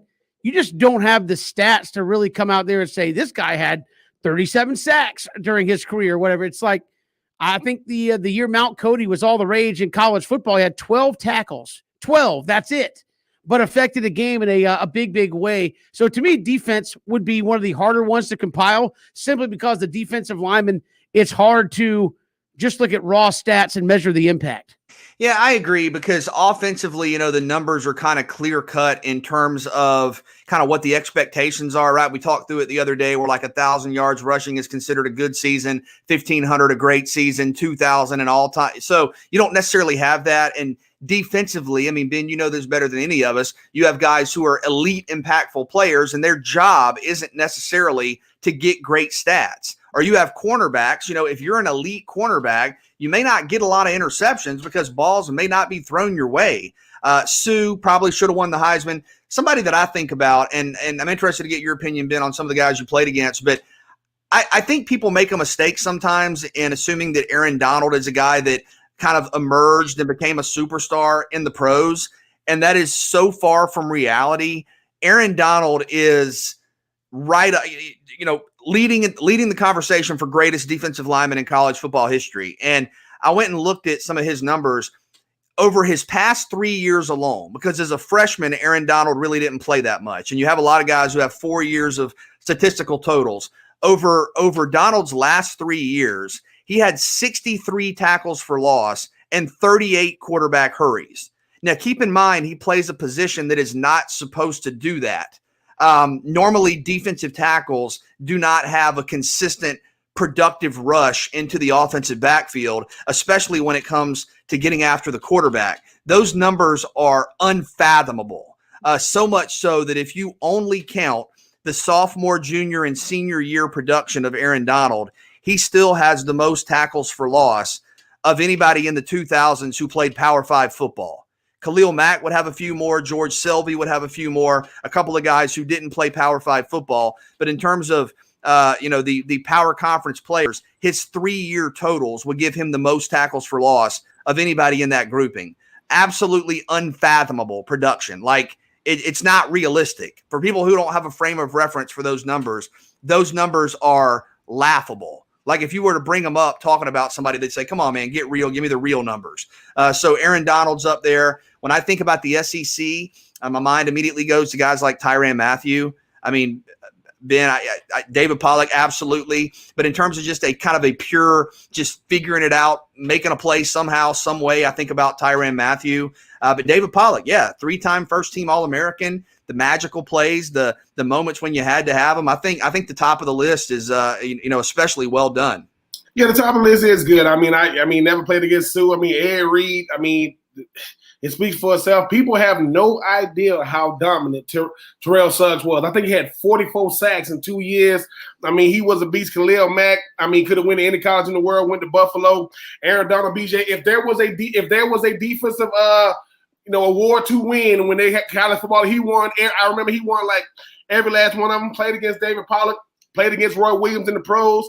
Tyrann Mathieu, I think it's not high enough on this list. Julius Peppers and Derek Johnson. I'm going to do this, BJ. You know I'm going to do this. There wasn't one Florida Gator on this list. Not one. No, hold on for a second. There wasn't one. No, one. I'm just saying one. Now, BJ, we talking about credentials, right? We talking about credentials here. We talking about what they did in their time. Brandon Spikes, he wasn't a dominant defensive player. I'm just saying he wasn't. Here's Brandon Spikes, 2-time SEC champ, 2-time BCS national champion, 2-time consensus All-American, 3-time first-team All-SEC. What else can he do? Oh, he don't have an SEC Defensive Player of the Year, right? BJ, this is a name that always come up. I don't know why you mentioned David Pollack. You know who jumps in my head? Alex Brown.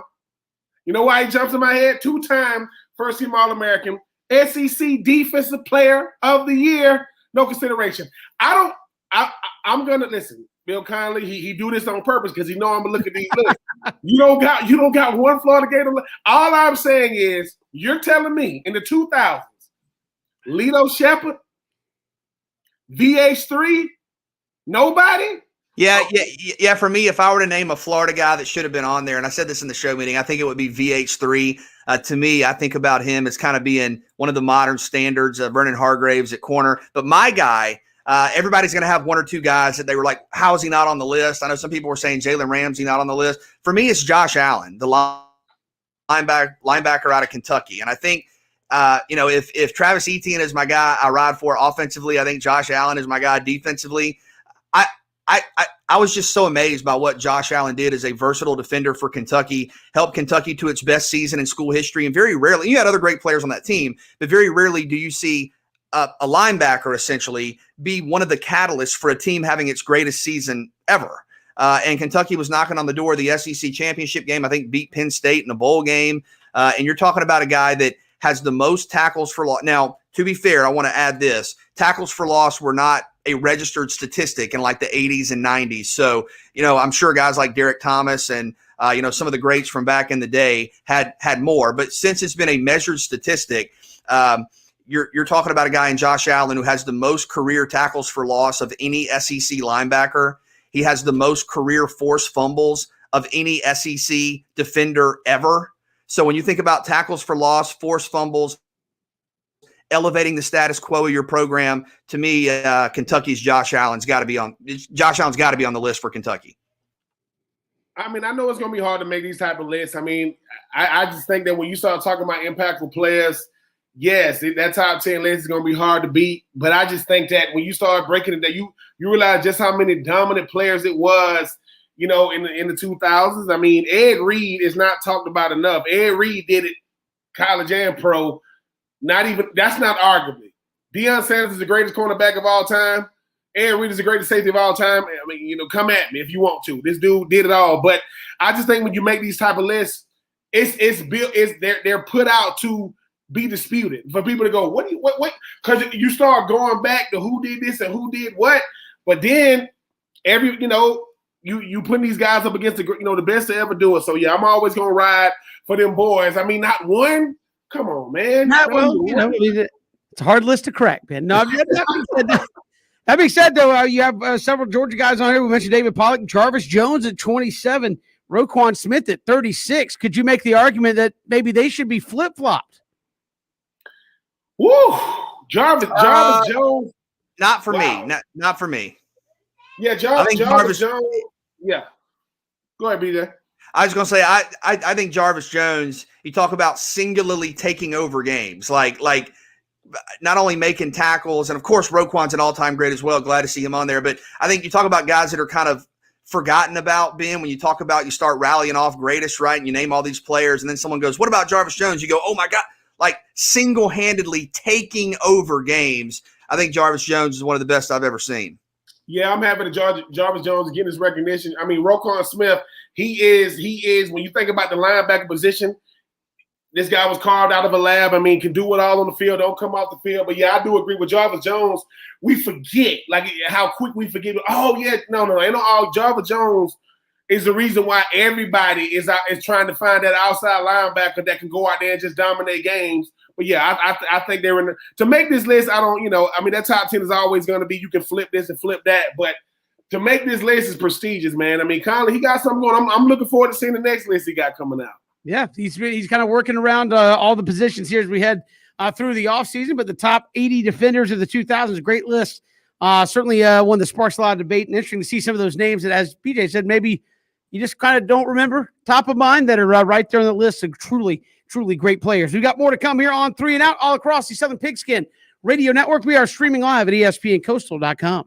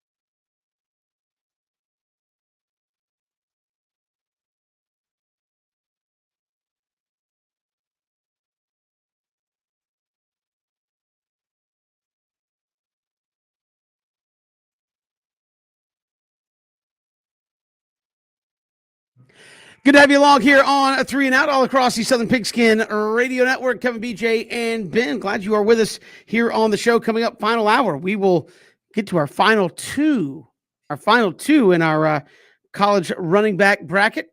Worked it all the way down. We had a fan voting. Each of us gets a vote in it as well. So it's been quite the exercise to get it to this point. A heck of a final four that we have. We will trim it down to two coming up in the final hour. Also, the latest on George Pickens. ACL injury there at Georgia.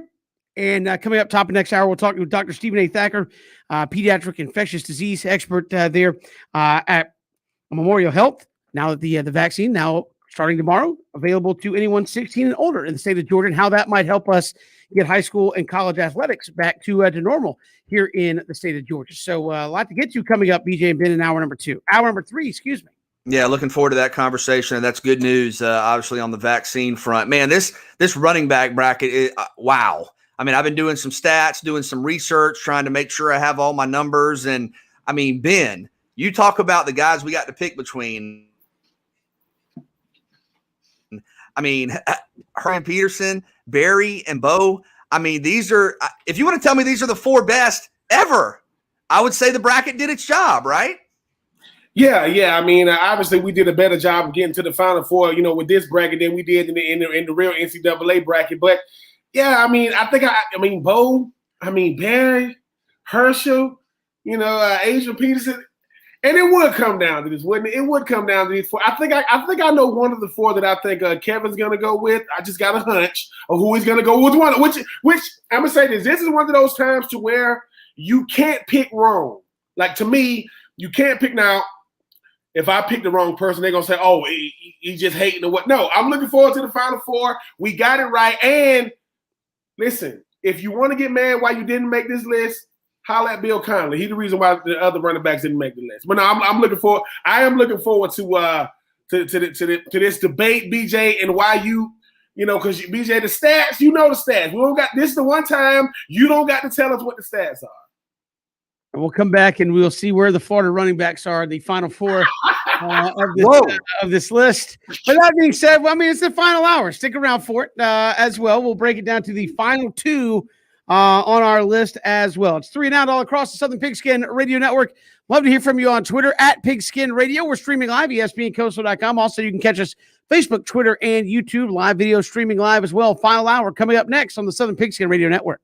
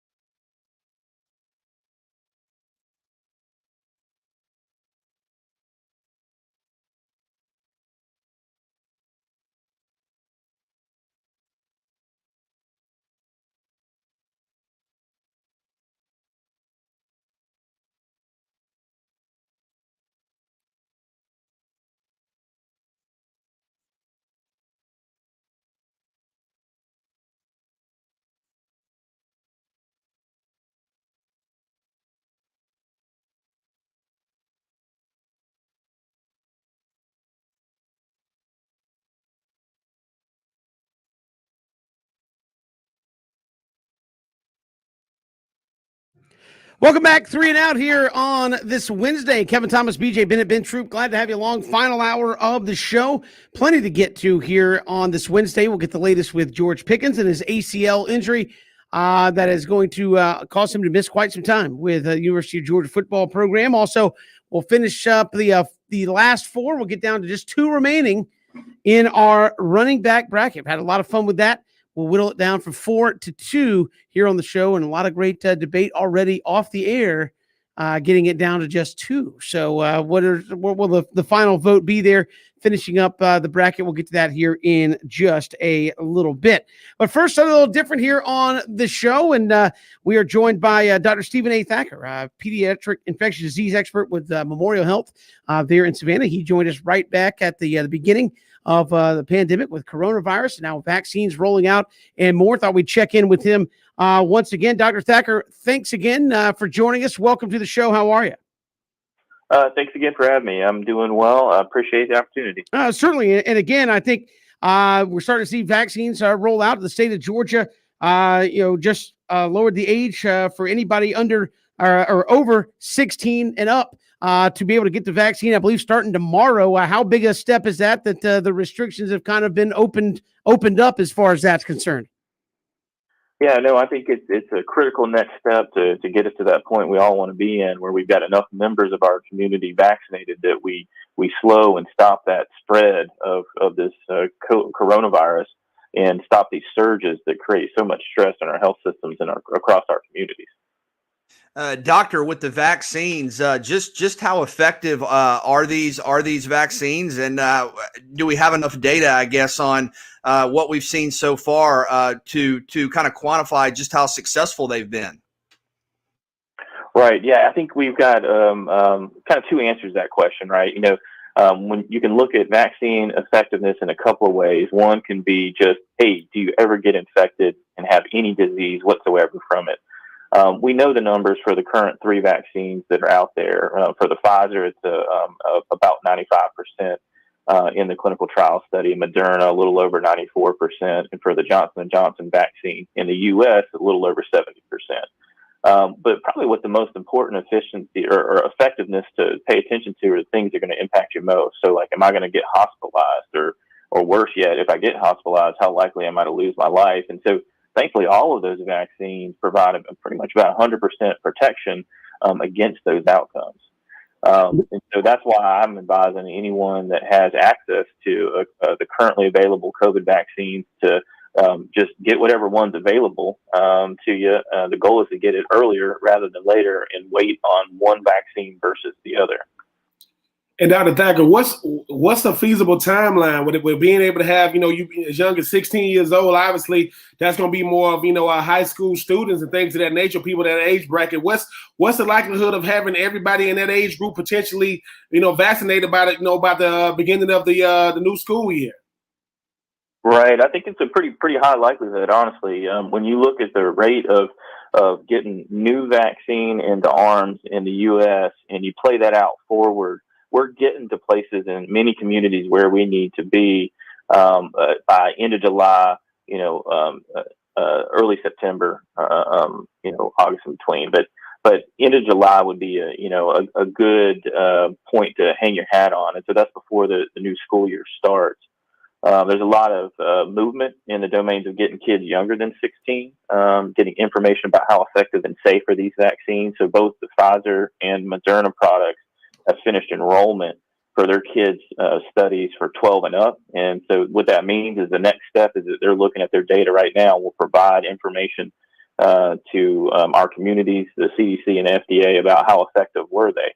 And so I'm real hopeful that we'll be talking about offering vaccines to younger children here in a month or two.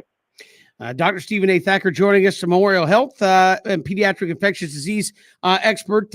Obviously, for our purposes here, we talk about sports on a daily basis with the data and the way it's going. How do you see this affecting, as you said, maybe in June, July, the ability of folks at sporting events, obviously high school, will we have normal high school athletics, college athletics potentially moving forward once we get to that point, which seems to be not in the too far off future here? Yeah, I think it's hopeful because, I think the COVID-19 pandemic has had the most impact to sporting really across the board since our last World War. And that's a crazy thing to think about, but it has been quite impactful on really seasons of almost any sport that you can think of.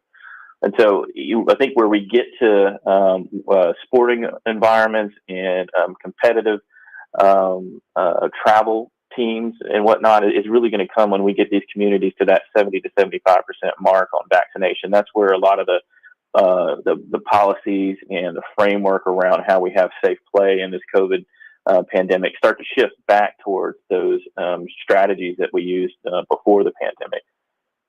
And Doc, obviously, summer coming up. I mean, you look ahead to this fall. Just given some of the improvements statistically we have seen. I mean, could we be nearing something closer to normalcy potentially later in the calendar year? Right. Yeah, hoping so. From a standpoint of just high school sports and younger in the school age environment, I'd hope we're back to a more normal school environment for our next school year at start. To get there though in the quickest fashion is going to take us still remembering, even for folks that are vaccinated, still following some of the guidance that we have out there about when you're in a group of individuals that you don't know their vaccine status, or it's just a large group of individuals in general, to continue to wear the mask, because we still have opportunities in our communities at this point in time to create new surges, and because we don't have that herd immunity just yet. So it's really, not cautiously optimistic. I'm very optimistic, but I'm also optimistic with a tone of patience, right? We'll get there, but we can't let the reins loose, so to speak, on all the things we know slow the spread of this virus in our homes, but also in our sports environments, our training environments. And until we get to that point, which I think will be, late summer, end of summer, we still need to follow the guidance we know helps impact the spread of this virus. And Doc, when you say the end of the summer, you talking about just everybody who's eligible to get the vaccination? Because I mean, do you think that 2021, even with the vaccination, we still gonna have to, like you said, continue to have the social distancing guidelines, wearing the mask guidelines, to hopefully have, dare I say, a back to normal 2022?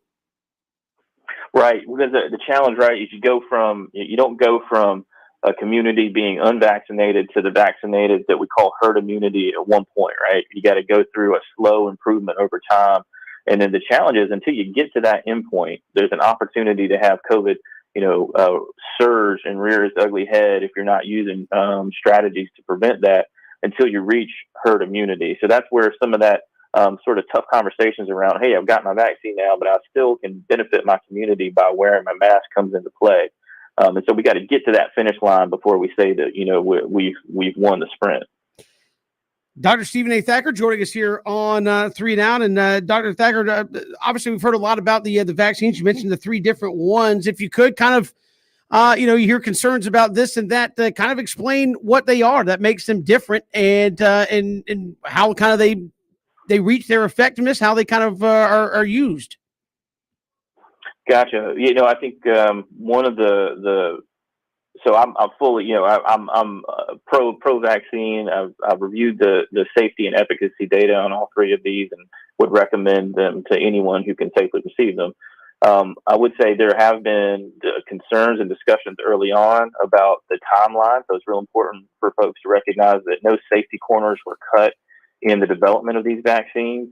The reason it feels so quick is that they've used a strategy that was very different than what we used to use in the past, where these companies made up a bunch of this vaccine before they proved that it was effective, so that it could be delivered out and provided to our communities as soon as our safety regulations at the FDA reviewed it and said, this works well, this is safe to use, go. And so that's why it feels so quick, because that's not the normal way that you usually develop a new product, making it before you prove that it's effective. That's how we got to this point, and why we're one of the nations with the most access to vaccine. And as far as other safety concerns, many of those unfortunately fall into the domains of fake news and social media spread, and those are hard to combat. And I encourage folks that have questions about specific things like fertility, breastfeeding, or other things. There's a lot of narratives out there that are not based on good science, to reach out to a trusted health advisor, whether that's your your healthcare provider or it's someone else that you trust that's gone through the vaccine process. Talk with them about their experience, ask questions, feel like you're heard, and then hopefully have a more informed decision. And obviously, CDC, Georgia Department of Public Health all have great resources to tackle these topics as well. And Doc, finally, I know you've mentioned it a couple of times, but just how important is it for us to continue to do all the things that are recommended with the hand washing and the social distancing and the mask wearing? Right. Yeah. It's super important. Again, because of that idea that herd immunity is a slow process. It's not a light switch. It's slowly filling up a bucket essentially. And until we get to that point where we've reached our goal, there still remains risk. It gets a little bit lower and lower moving forward. But right now, at the beginning or where we are now, we have a lot more folks that need to be fully vaccinated before we get to a point where we're saying our community is protected against spread. The flip side of it, too, is that you see a lot of talk in the news about variants of this virus.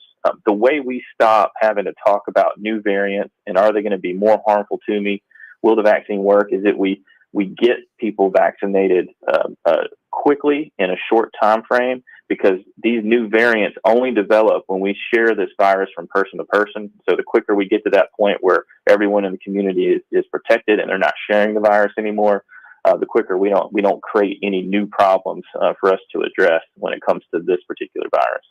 Dr. Stephen A. Thacker, pediatric infectious disease expert there with Memorial Health. We appreciate the time. Thanks so much for joining us as always, and have a wonderful afternoon.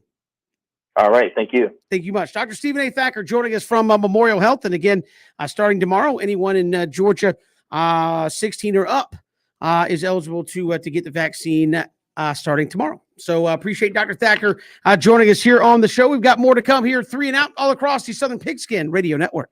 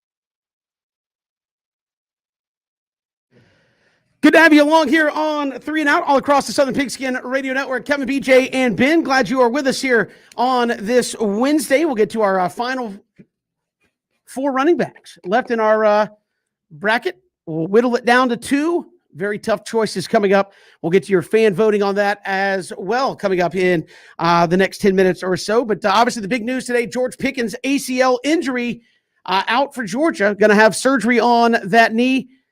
Big down the field threat. Who's got to be the guy that steps up here and carries the load for Georgia as you try to find his replacement? Yeah, I think it may be Jermaine Burton, who you saw just dominate in that Mississippi State game last year. But my heavens, you feel terrible for George and all the work he's put in. One of the best receivers in college football, and you wish him the best moving forward. 14 receiving touchdowns the last 2 years, and I think that's where his impact or his loss might be most felt when you think about getting in the red zone. Yards are tougher to come by the closer you get to the end zone. Throw this situation out there. It's 3rd and goal from the 8-yard line against Alabama in the SEC championship. Who do you trust to go up and get it? Who do you trust when it matters most? And Georgia's blessed to have great receivers, 2, 3, 4, 5 guys that probably have NFL ability. But to lose a 6'3" target that was kind of a proven jump ball guy, a proven red zone guy, a proven downfield guy, that's tough. That's brutal. So I think collectively you're going to have to step up. I think, Ben, you know, in the red zone, you might look to some of your tight ends and ask for a little more production, look for a little more production there. But man, one of the best players in the country, a really, really tough loss for Georgia. I think Georgia gonna have to go out there and do it by committee. When you look at the fact, BJ, that the guy that already built a rapport with, JT Daniels, a guy that you're gonna look out there and say, look, I just trust my guy over your guy. Kearis Jackson gonna have to step up. Jermaine Burton gonna have to step up. Demetrius Robert gonna have to step up. Darnell Washington gonna have to step up. I think it makes the offense, dare I say, more dangerous when your number one guy could be any one of those guys. Jermaine Burton is probably going to be the best route runner of the bunch. Kearis Jackson has proven to be very, very dependable. Demetrius Roberts want to finally go out and live up to that billing, BJ, from coming in 3 years ago now. Darnell Washington, you can't coach size when he's 6'6", 6'7", 260, 265 pounds, because it's something Kevin said earlier in the show. It's because it happened now. You can start building your team around these are going to be the guys. I know when an injury happens, it's devastating, especially when a guy that has, the talent of, a George Pickens, but you got to move on. The thing about football is this. It is a next man up mentality, but I think you do it by committee. It makes your offense better. It makes it so that one ball everybody can eat, because if you trying to develop a guy to be the main guy and that guy gets taken away, it's going to force JT Daniels to be a better quarterback because he's going to have to go through his reads, and it's going to force our receivers to go out there and say, look, the goal is for everybody to be open to give the quarterback every option to throw to, whoever is number one, number two, number three. So I think it's going to be by committee, because I don't know if somebody's ready to step in to be the number one guy, because I think George Pickens had earned that distinction going into his junior year. And again, a tough one here. We talked with Brooks Austin early in the show. I actually think, as unfortunate as it is, if you were going to lose your top playmaker on the outside to something like this, I'm no good time, but better now than August, early September. You have a chance to find that guy and go through practice. This is a process where you can build that rapport, Ben. And from your experience, people say, well, go work the process. JT Daniels, you got to find that guy you feel comfortable with. Well, you've been in those practices. How long does it take? How long at Florida? How many routes? How much time did it take for you to look at Rex Grossman and say, I know what he's doing with the football before he does it. He knows what I'm going to do before I do it. How did you kind of work that kind of stuff out? Proving it to him in pressure situations when, the thing about practice is that people don't realize, you're going to come out there, you're going to go through pat and go, you're going to go through individual, you're going to go through team run, team pass. It's when the coach gives scenarios. All right, it's 3rd and 6. We need obviously the 3rd and 6 to keep the drive going, and they know they're going at you, because it forces me to think like an alpha dog. It forces me to think like every player should go into practice thinking I'm that guy, because that's going to force me to play better. Because what coaches will do is they'll say, all right, you cover right here. So what if the quarterback is getting ready to throw you the ball and that one guy just took you away? It's developing a mentality of I cannot get covered. I don't care who it is. And that's nothing against who you're going to be going up against on the other side. It's understanding that I cannot get covered. So from the tight end position for me, I have to earn the trust of the quarterback. It don't matter if they go in that meeting room and say, Rex, man, we need you to throw the ball to Troop. Well, Troop is covered up. I can't even see his numbers. Like you always see a quarterback say, show me your numbers. If he can see the 8-4, I'm open. I haven't earned the distinction of being on the outside. I'm not Randy Moss throwing on my hand. But I go back to the Georgia game. We had developed so much, a rapport with each other. It's body language to the point all Rex sees is my back for the most part. So he's looking at guys, all you can see if they back and they shoulders. Based off what I do with my movement, he can tell if I'm going left or right or if I'm stopping. We never ever give quarterbacks that much. They have to be great at reading body language. Because you'll come back and say, I was going to throw it to you, but I thought you was going left. Yeah, it's like they see it all the time. That's all they see, guys running and turning. I think it's fun. I think it's fun because you go to the meeting room and they say, hey, man, Rex would love you today, right? Like, no, man, I got to earn it. And if I do it one day, you got to do it again and again and again. So if I'm Jackson, Burton, Robinson, Washington, there is no number one right now. So this spring, if Darnell Washington say, I want the lion's share of the throws, he'll show it in practice. Because 5 stars, 4 stars, that stuff, that's cool. But if you can't get open consistently against the number one defense, JT Daniels he gonna smile in their face and he gonna go in the meeting room and go, man, what the hell are they doing? Because without them, like the best way to say it is, JT Daniels is the gun. All these receivers, they're the bullets. You take one away, they are useless. So they got to go out there and show why they deserve to get the rock. Just because you got the G on your helmet don't mean you're going to get the rock on Saturday. Because George Pickens is gone, we going to see who can really play now. I mean, it was already going to be an important spring, to kind of further develop nuance within that Todd Monken scheme and, an opportunity you didn't have last year. But now you're really talking about furthering the chemistry between JT Daniels and the guys that are there, developing trust, maybe trying some things or trying guys in roles that might not have otherwise been there. So look, spring's always important, especially when you're still trying to maximize the full potential of an offensive scheme. But when you have a key playmaker go down, it becomes even more important. Yeah, and the one thing too that I didn't understand as a young guy, the play that I take off might be the play that the coach put up for the team to see. He's like, let me show you, 8-4 at the end of practice. He's, and I think that the mindset changes when you the guy. I know people say that all the time. If I'm the third guy, I probably play like the third guy. If I'm the second guy, I might play a little better. When I'm the guy, I got to go hard every single play because I'm number one. I'm the captain. I'm the leader. I'm the example setter. Go out there and show them how to do it, Ben. Go out there and show them.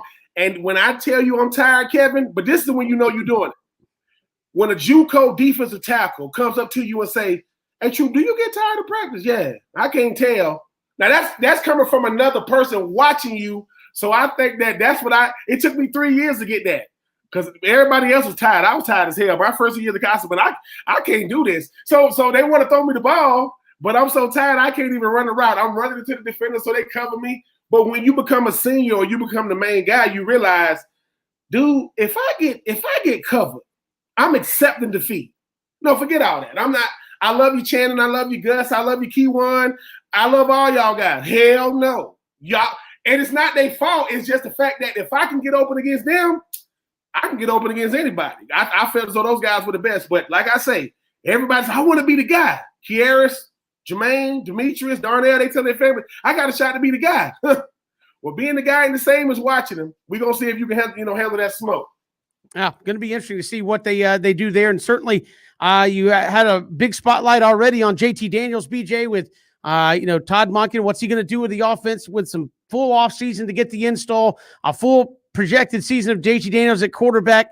Now you got to find out who's that safety blanket. We talked again with Brooks earlier. Said, look, that was the safety blanket. That was, hey, if things go bad, I can look to this guy to help us out. I can look for this guy to make a play. I think this puts the spotlight back on JT Daniels to find that guy that he knows is going to go make a play for him.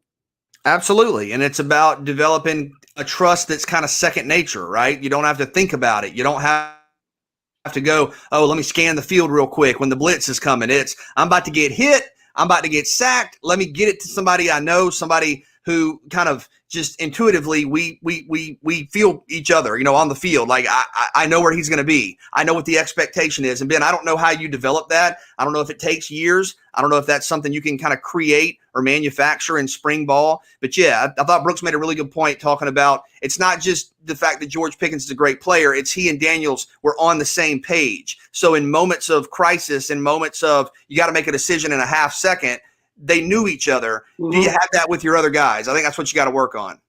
I mean, yeah, and the thing is too, if we broke down the tape, when you talk about players, when you first get to college, you think they're gonna throw it to you when you can see the quarterback throwing the football. When you, as you get older, you realize a quarterback will throw the ball before you make your break because they know where you're supposed. So they're throwing it to a spot, or where you who did the best at that is the Peyton Manning used to throw it to a spot to Reggie Wayne and Marvin Harrison where they're gonna end up at.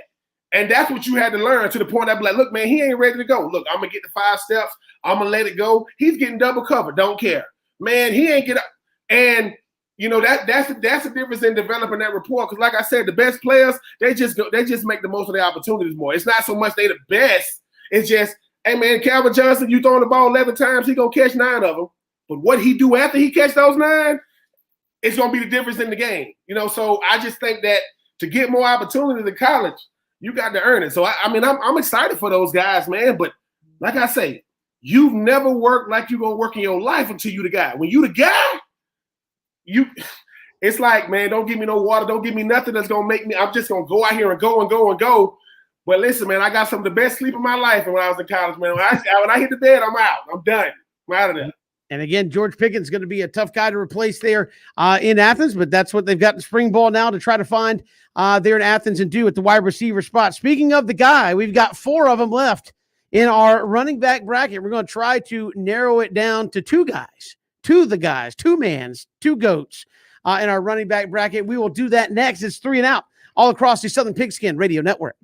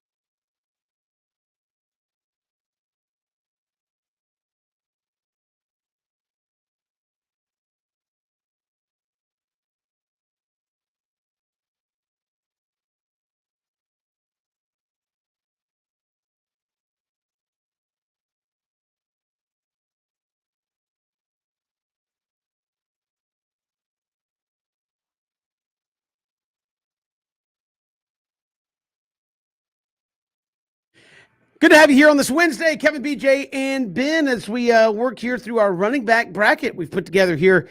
We've been working on this all month long, whittling it down. We're down to 4 running backs left, and after this segment, there will be 2. BJ doesn't feel good about it. I see you already shaking your head. You're like, somebody's got to go home. It's a sad reality. It's a sad reality show. We started way back with 32 of the all-timers at running back, and now there are 4 left. We have the fan voting out there. I'll look at the matchups. You got Herschel against Adrian Peterson, Georgia Southern edition, and Bo Jackson and Barry Sanders. Those are our 2 matchups. I will tell you the fans and how they voted before you give us your expertise and your expert opinions on your picks. Bo Jackson versus Barry Sanders. The fan voting went 70-30 in favor of Bo Jackson. In the fan voting, Herschel Walker v. Adrian Peterson. Fan voting went 59-41 in favor of Adrian Peterson from Georgia Southern. So that's the fan voting. What say you guys as we look? Let's start there with let's start with Herschel and Adrian Peterson. Might as well go ahead and make people mad one way or the other. Go ahead and lay it on us. Yes, brutal. And I think I speak for everybody when I say this. Just because you pick one guy does not mean you don't think the other guy is an all-time great. Like you are 100% what it means. Yeah, you are comparing legends to legends. And I'll go ahead and say it. I'm not going to kind of draw it out. Look, I'm going to pick Adrian Peterson over Herschel Walker. And I think some of the data points I look at are how I came to my conclusion. And then we've talked about this. Sometimes I don't think people fully appreciate the totality of what Adrian Peterson did. This is just for point of reference. Okay, I understand that there are differences and stats aren't everything, but Herschel Walker and Bo Jackson combined had 9,562 career rushing yards and 92 touchdowns. Adrian Peterson, counting his playoffs, so his full statistical profile, he had 9,145 yards and 111 TDs. So Adrian Peterson had 20 more rushing touchdowns than Herschel and Bo combined and almost had as many yards. And I look at Adrian Peterson and I look at the data points. You know, Herschel, again, a legend. You're talking about legends versus legends. But Herschel Walker averaged 5.3 yards per carry. Adrian Peterson averaged 6.5 yards per carry. So you're talking about well over a yard more per carry for Adrian Peterson. You're talking about 111 rushing touchdowns for Adrian Peterson. You're talking about 49 for Herschel. And if you want to take out the postseason production, because I know some people will say, well, in the FCS, you get 2, 3, 4 more games. Okay, only his regular season totals. Adrian Peterson had 93 rushing touchdowns, which is still almost twice as many as Herschel Walker. Herschel Walker's best season, he had 1,891 yards. Adrian Peterson's worst season, he had 1,795 yards.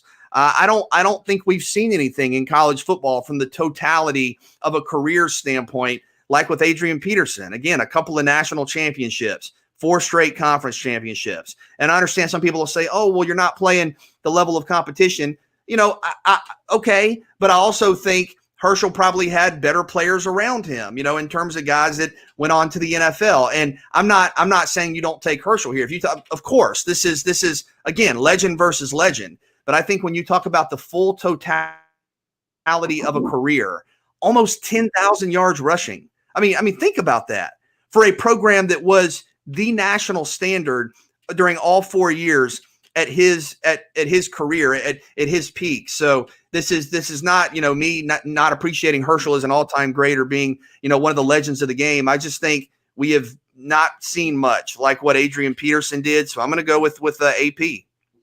I love what Herschel Walker means to the game of college football. I mean, obviously growing up in the state of Georgia, I mean, you could not go. You knew who Herschel Walker was. He was a guy that, you know, you talk about, you know, they could not. I mean, Coach Dooley and all that could not let him get away, and he had a storied career. Herschel Walker, as I talk about, he's going to get the ball a lot, and he produced. Went on to go, you know, 1980. I mean, it's storied. I mean, undefeated season and things of that nature. The thing is, Herschel Walker set the standard. I think AP took it to another level. And think about this. AP, from right outside of Gainesville, definitely probably wanted to go to a big school, had a speech impediment. That's how he ended up at Georgia Southern. But his career speaks for itself. Don't give me that who he played against. It's still 11 on 11. His postseason stats is good enough to have a good career as a college running back.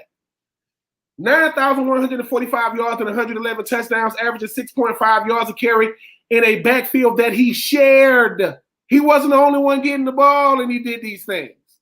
All I'm saying is this. When you think about Herschel Walker, you think the type of things he done can't be done anymore. Then a guy like AP comes along in the same state. And I just think that, BJ, we got to start calling it what it is. We either respect what college football players do or we don't. I respect what AP does, and AP set a standard that may never, ever be broken. If you got two of the all-time greats in Bo and Herschel, you put their numbers together, still fall short of one guy, I got to go with the guy that went out there and did it, BJ, in a way to where you know that Herschel was getting the ball and you know that AP was getting the ball. You could not stop either one. Both are legends, but for me, in order to be a legend, you got to do legendary things. I just think that, for me, I got to go with AP. Yeah, I think the one thing to consider is you did make the caveat where you said playoff games included. Herschel Walker played 33 games. If Georgia Southern won the national championship, which they did, and made the run a couple times, that would be 30 games in 2 years for Adrian Peterson. So, all right, but hold on, because I have the macro stats without playoff production. If you take playoff and postseason football completely out of it, Adrian Peterson still had 7,590 yards and 93 touchdowns compared to Herschel 5,259 yards and 49 touchdowns. Now, even if you want to say Adrian Peterson played another year as Herschel went pro, well, if you want to take the production and average Adrian Peterson's production by 4 and average Herschel Walker, or divide Herschel Walker's by 3, Adrian Peterson's average season would be 1,898 yards and 23.3 TDs. Herschel's would be 1,743 yards and 16.3 TDs. So even if you take the postseason completely out of it for AP and you just do it on a per season basis, and you don't even value the fact that AP played 4 years,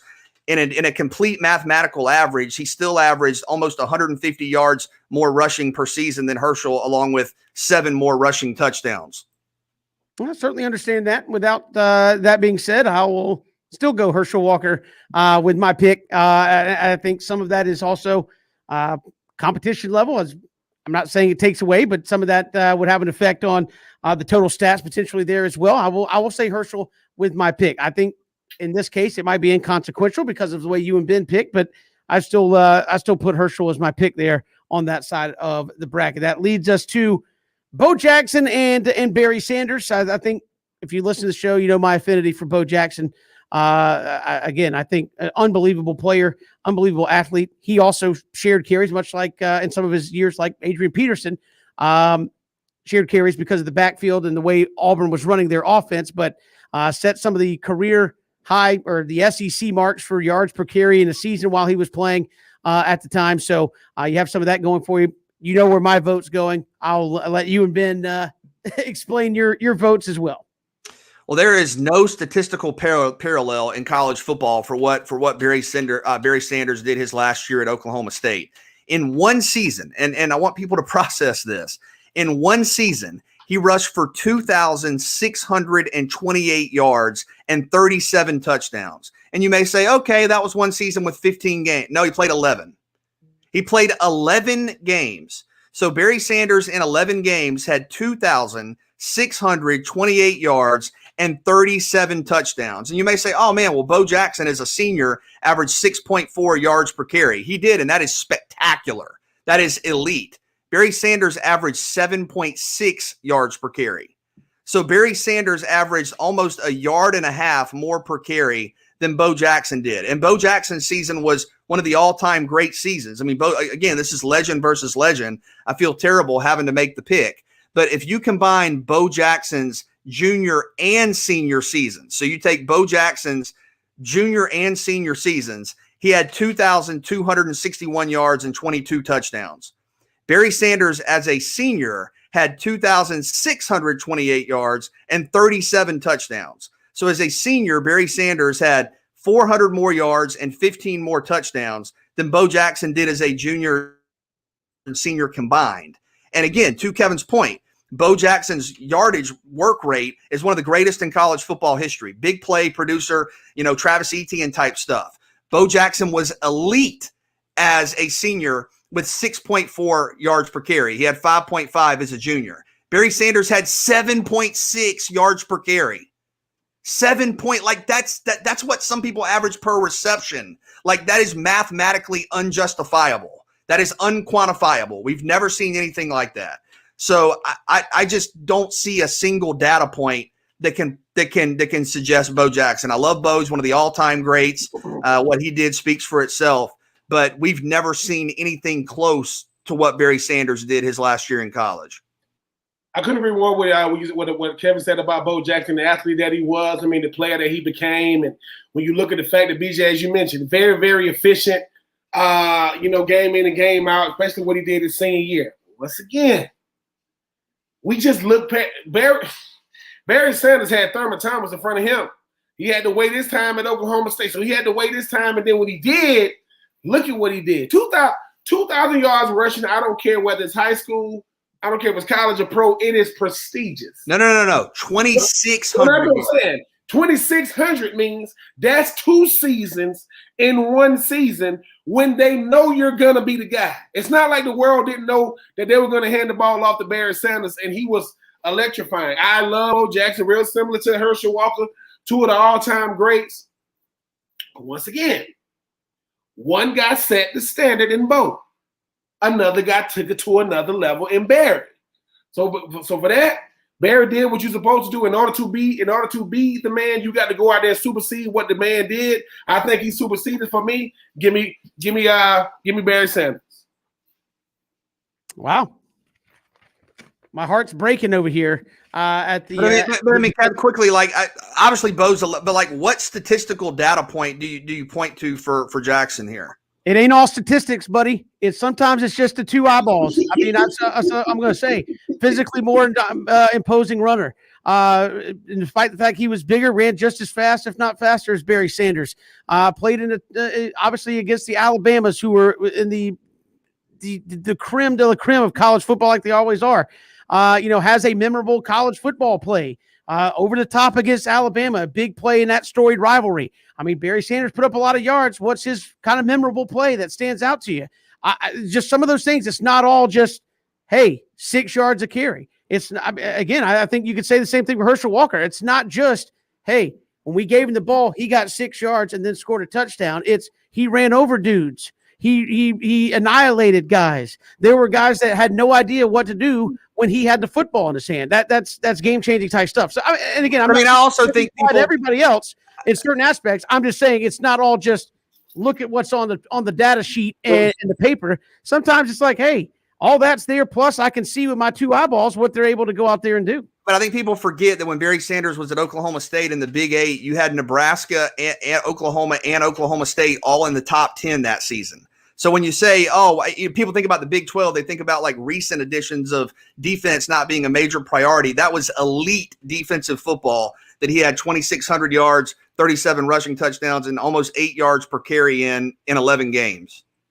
And what, Mike Gundy handed him the football? Mike Gundy was the quarterback, yep.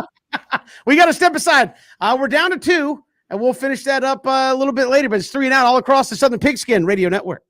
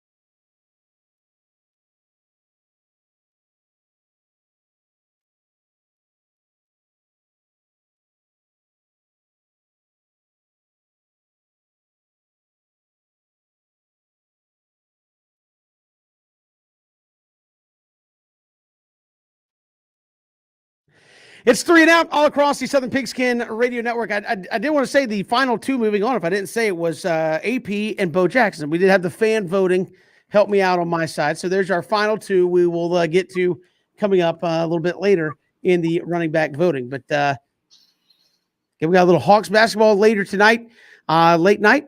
Braves a week out from opening day. Things looking good. Austin Riley hit 2 bombs today. So things starting to look up as we head towards next week, the weekend. We got the Sweet 16 round this weekend and baseball back at the end of next week.